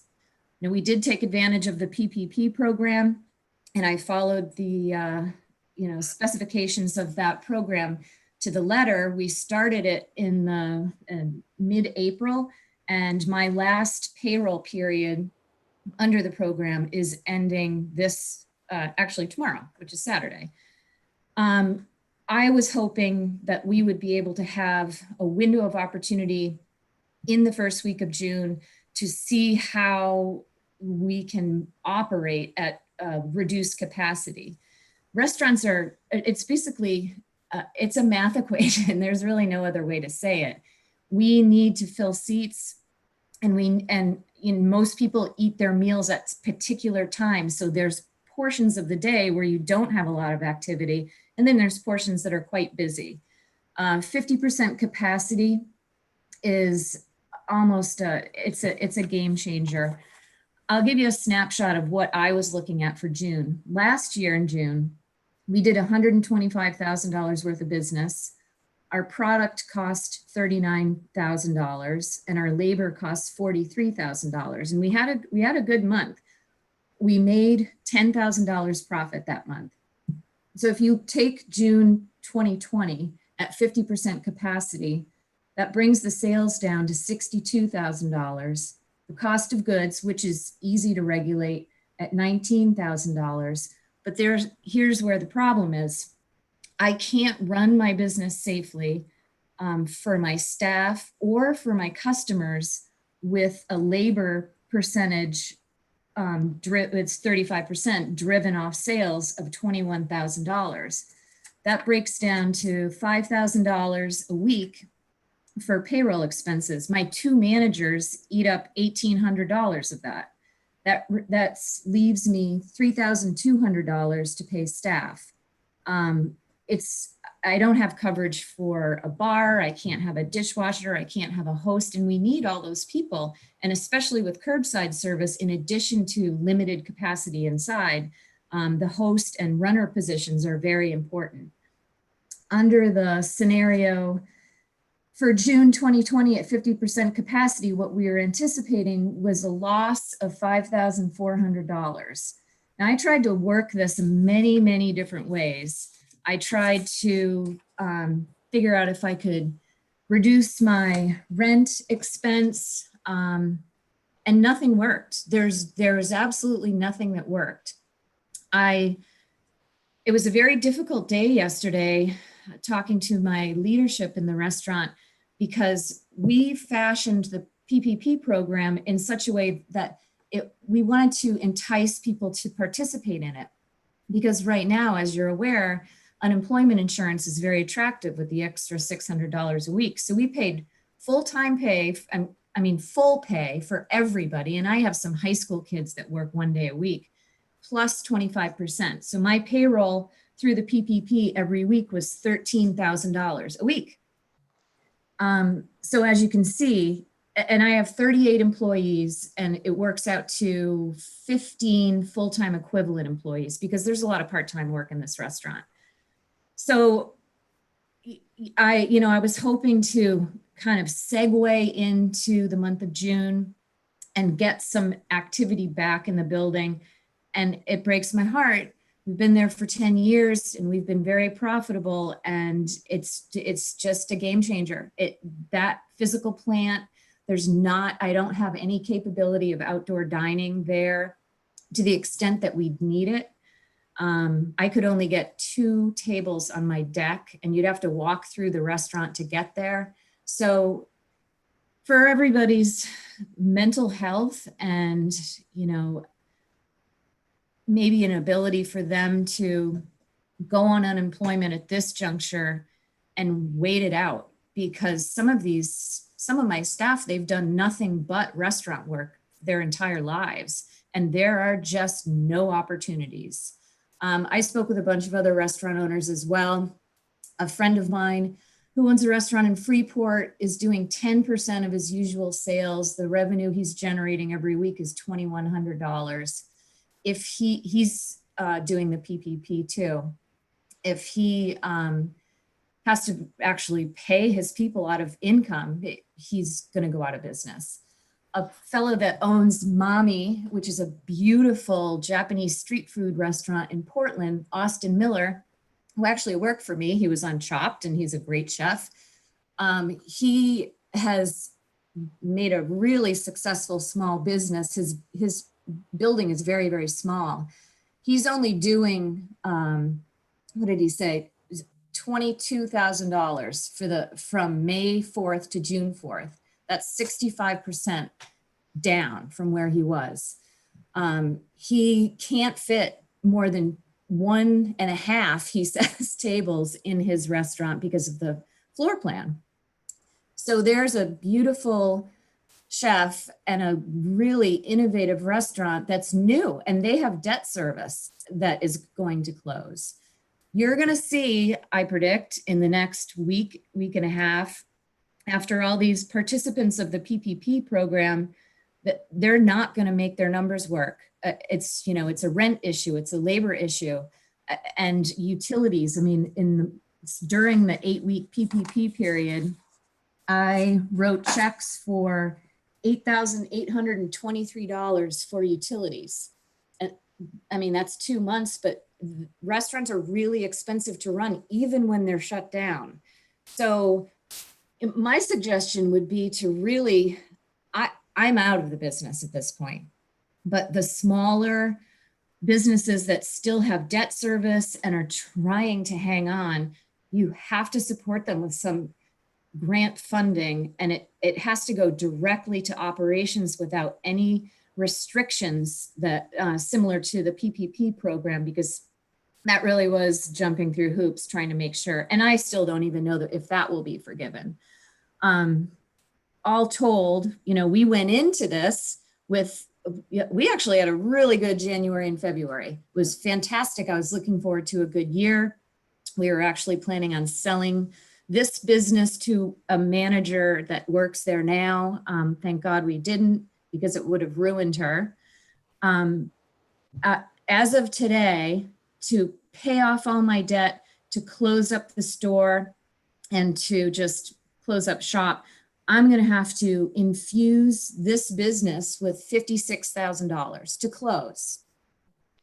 And I think that's about it. That's my story.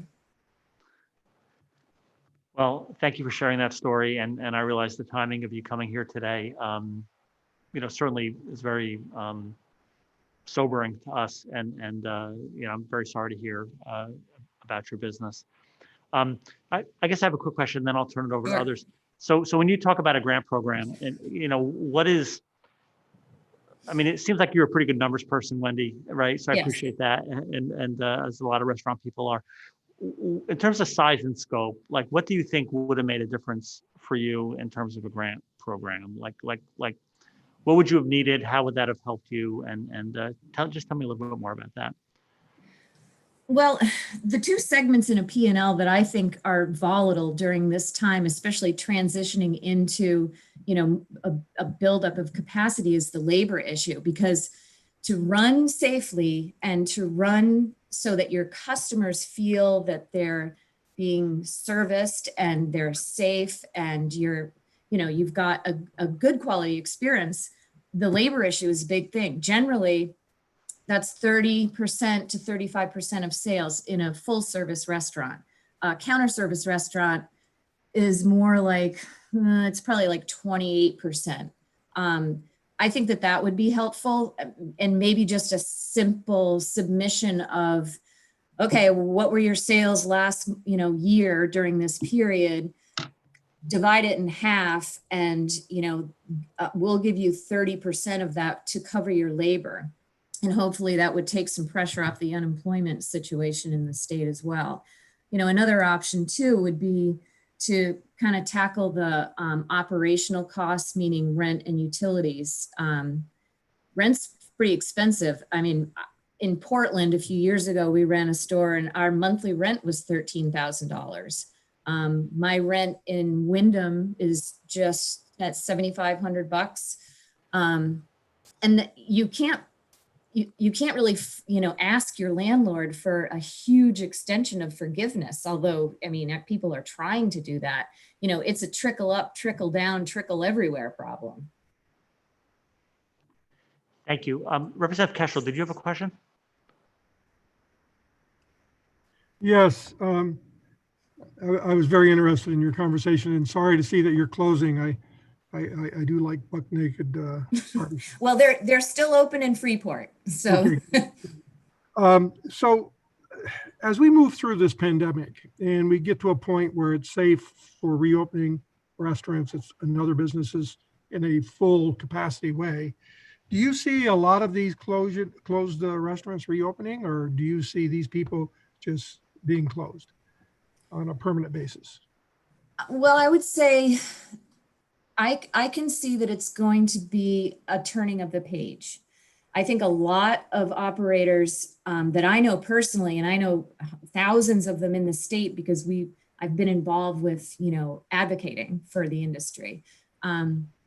A lot of them that have some tenure are just throwing in the towel. So you're probably going to see a lot of restaurants change into different formats. Some younger operators that I'm working with and consulting with are changing their business model from fine dining with lots of service and lots of labor, switching the whole thing over to a counter service restaurant. So I think there's going to be a seismic shift in the type of service offered in the future. And yes, I think that there will be a reduction in restaurants, you know, especially in areas with really intense, you know, rent rates.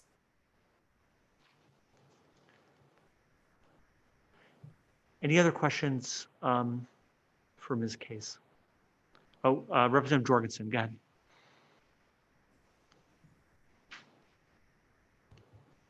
Thank you very much, Ms. Case, for your comments. And I guess my primary reason to raise my hand was to say I'm so sorry, but I think you did a beautiful job of really outlining the sort of harsh math that you're dealing with. I mean, if we're trying to, you know, this number of people and this number of square feet and the guidance that we're trying to work under doesn't add up at all. And I just want to say how sorry I am.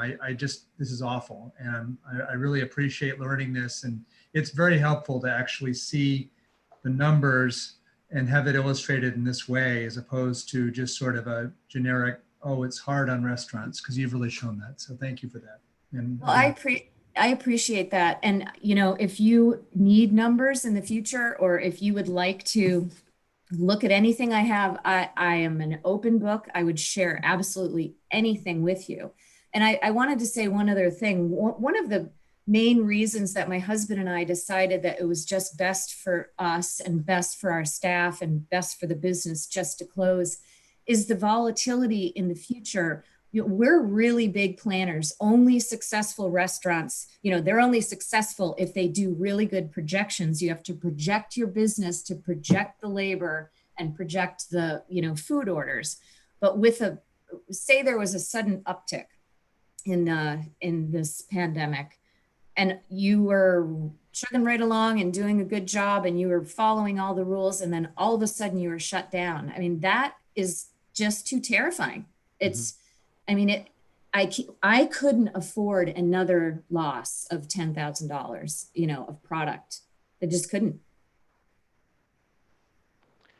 Thank you for that. I mean, I guess a question I do have is, you know, if you were operating and another uptick came in, how much time would you really need? I mean, that's a terrible question, because I know that the closer is what's the problem.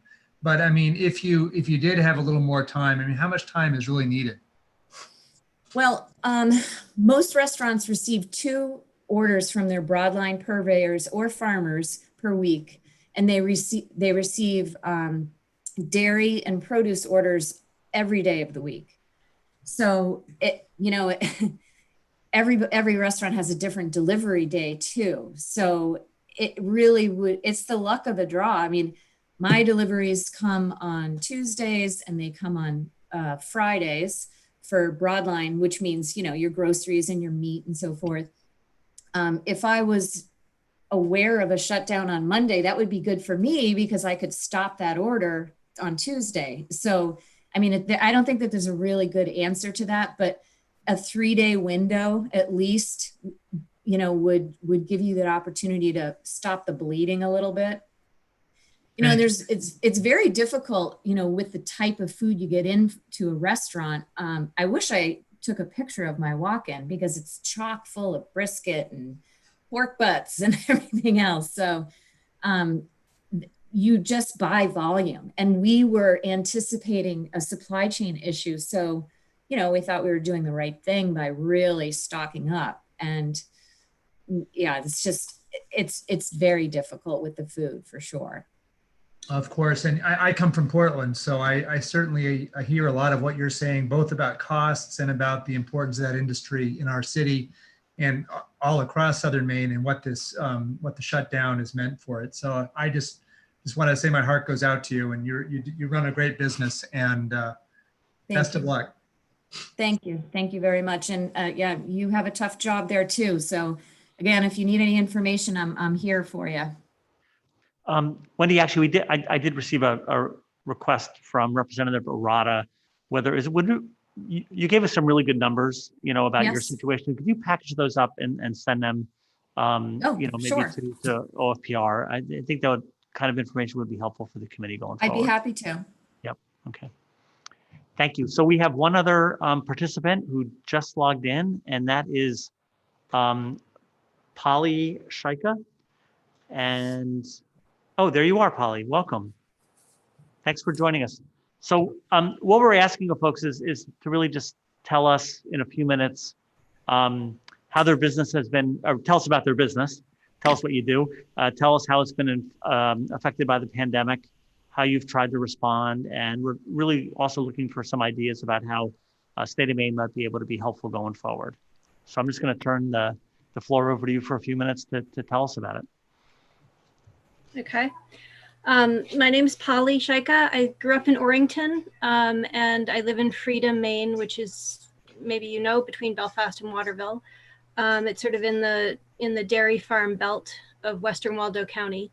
We farm vegetables. We've been certified organic since 2008. We've owned this land since 2001. And we also grow seedlings in the spring. We have 3 big heated greenhouses that we sell seedlings to wholesale accounts and also to home gardeners. And in the past, we've had on-site seedling sales here at the farm, and that brings in, we have 4 seedling sales in a normal year, and in 4 4-hour seedling sales. We're not open like a regular greenhouse because we're farming as well. So we farm during the week, and then we have these open seedling sales on Saturday mornings in a regular year. And in those 4 4-hour seedling sales, we bring in between $20,000 and $25,000 worth of retail sales. So you can imagine when this COVID pandemic happened in March, my staff, we met with our staff, and my husband and my children and we all realized we really were not ready at that point with the information. Sure. Polly, I'm going to turn your video off to just maybe improve some of the sound quality, okay? Absolutely. I can turn it off. Are you good? I'll do it. Thank you.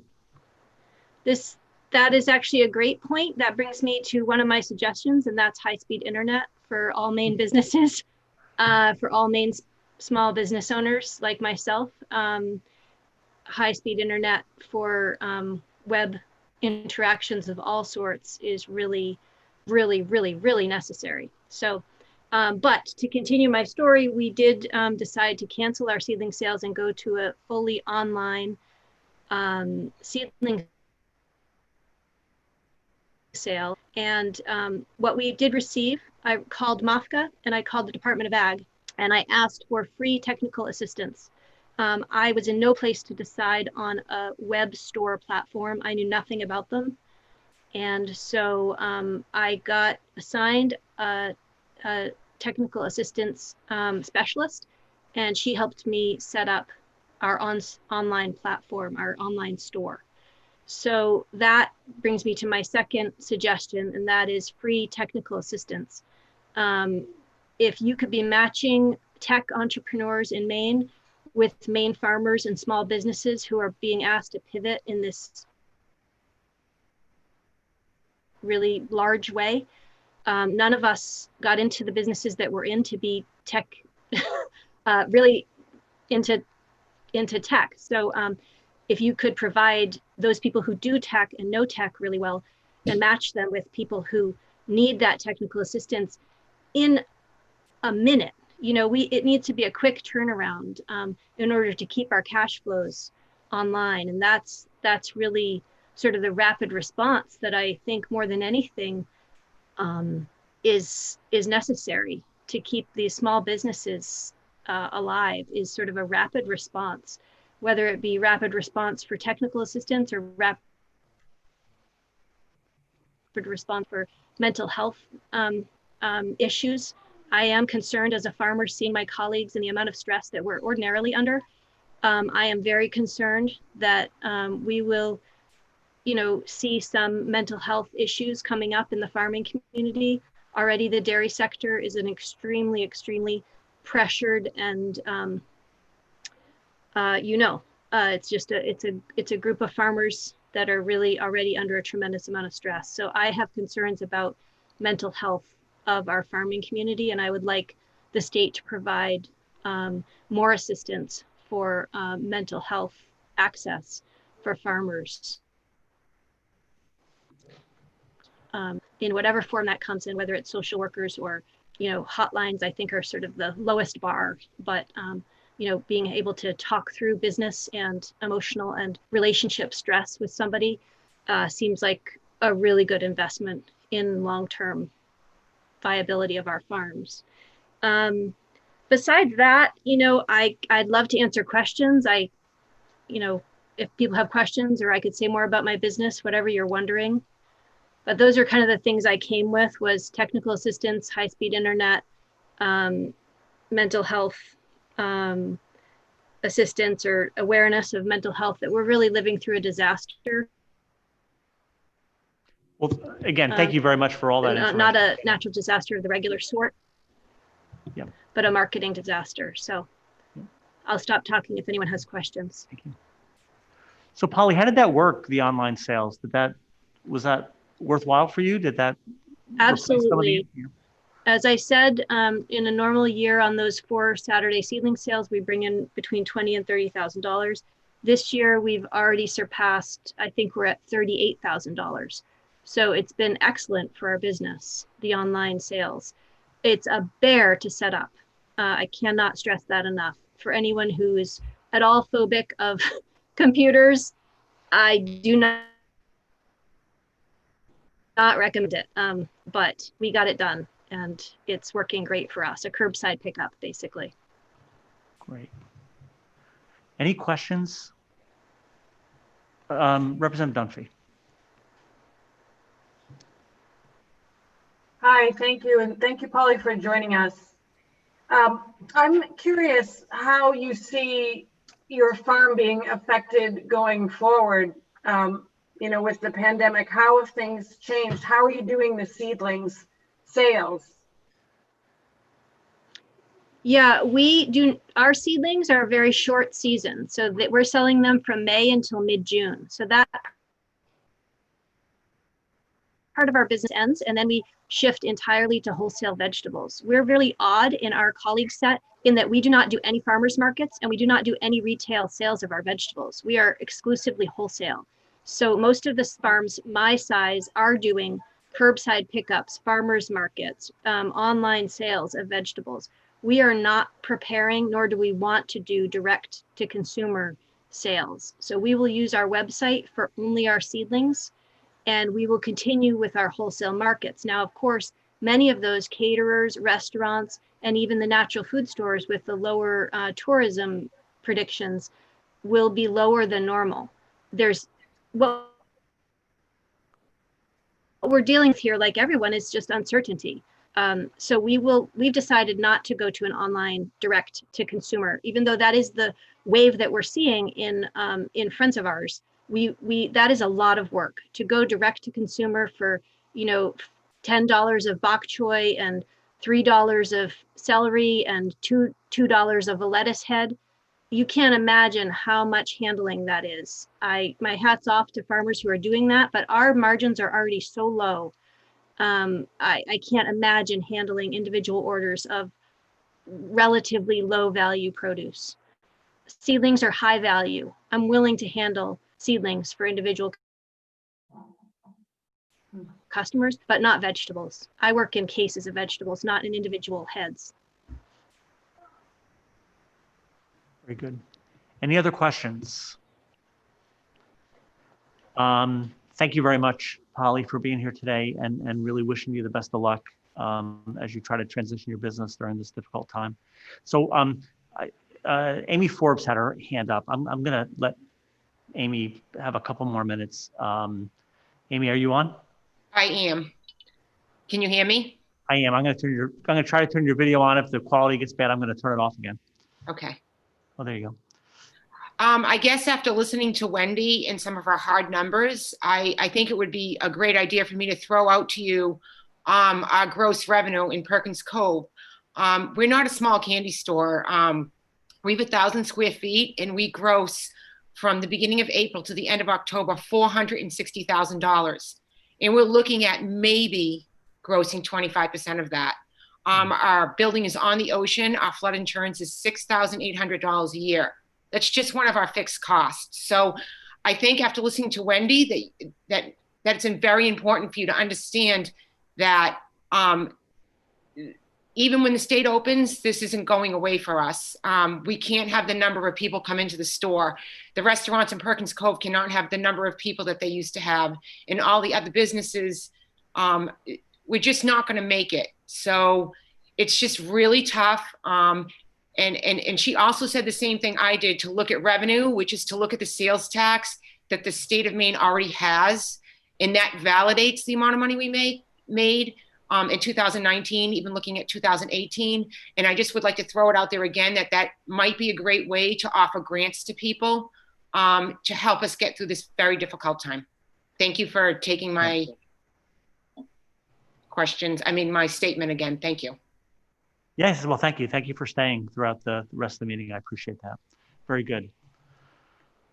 Okay, so that brings us to the end of our agenda. Want to thank the committee. It's been a long morning and early afternoon. Senator Breen, did you have something you wanted to add? I did. I just want to say on behalf of the committee, thank you, Representative Katine, for your excellent technical and management skills. It's challenging times, and you've been very adept, and I want to thank you on behalf of everybody. I also want to thank the technical staff and our analyst, Maureen Dawson, and the technical IT folks here at the State House, who continue to work under very difficult circumstances and make this work doable in these very unusual times. So I want to thank you folks for helping us make this happen. And lastly, I really want to thank all the business folks who took time out of their already stressful days to share their stories. I grew up as the sixth kid in a family-owned, and my father started his own business when I was a little girl.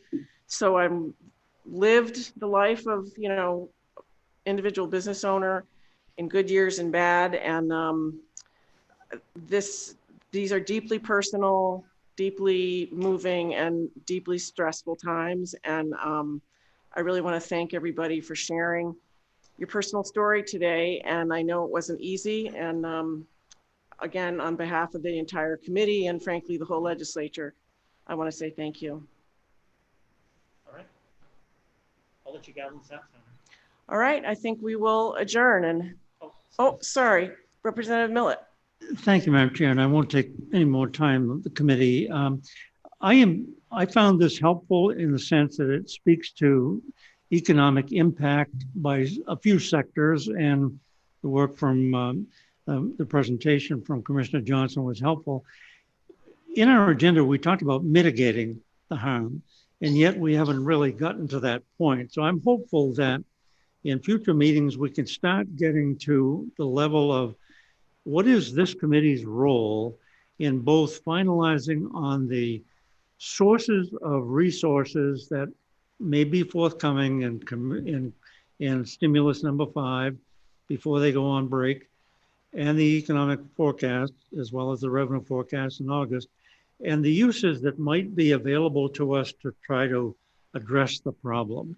And as we continue to put that or push that off into the ether and not talk about it, and it just seems to me that sooner or later we're going to have to confront the complete reopening of the economy and the need for a special session and the work that we might normally do in preparing for that. So any guidance you as chairs and working with our staff, consulting the administration could give us that kind of guidance, I think it'll be helpful probably sooner rather than later.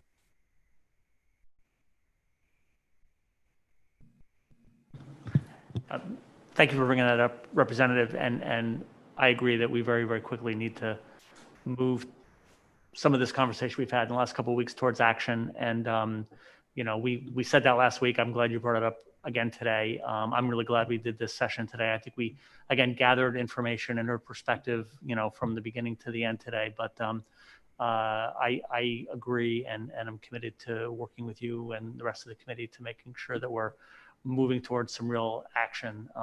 You know, that'll be helpful for all the main people that we've heard from, including the businesses today. So thank you for bringing that up.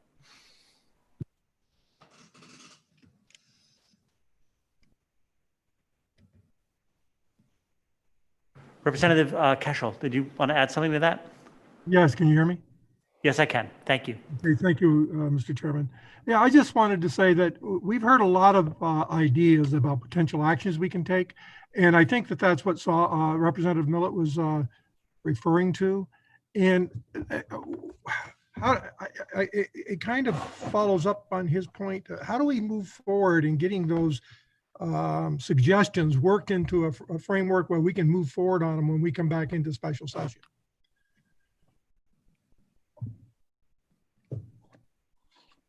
It's a great question, Representative Keschel, and I think, you know, as I made mention last time we were together, the how of this is new territory, but I know that our analyst has been very diligently writing down all the suggestions that we heard today. So I think that we are beginning to amass suggestions and information of where some of the CARES Act funding could land. And we will, I think, you know, we don't meet next week as a committee. We have a couple weeks off, and that might be the time in those 2 weeks for the chairs and leads of AFA to really be meeting frequently or several times, and then meeting, of course, with the members of the administration and trying to come up at least with a sketch of what kind of process we could put together to work together and take some action. And we would, of course, bring that back to the committee.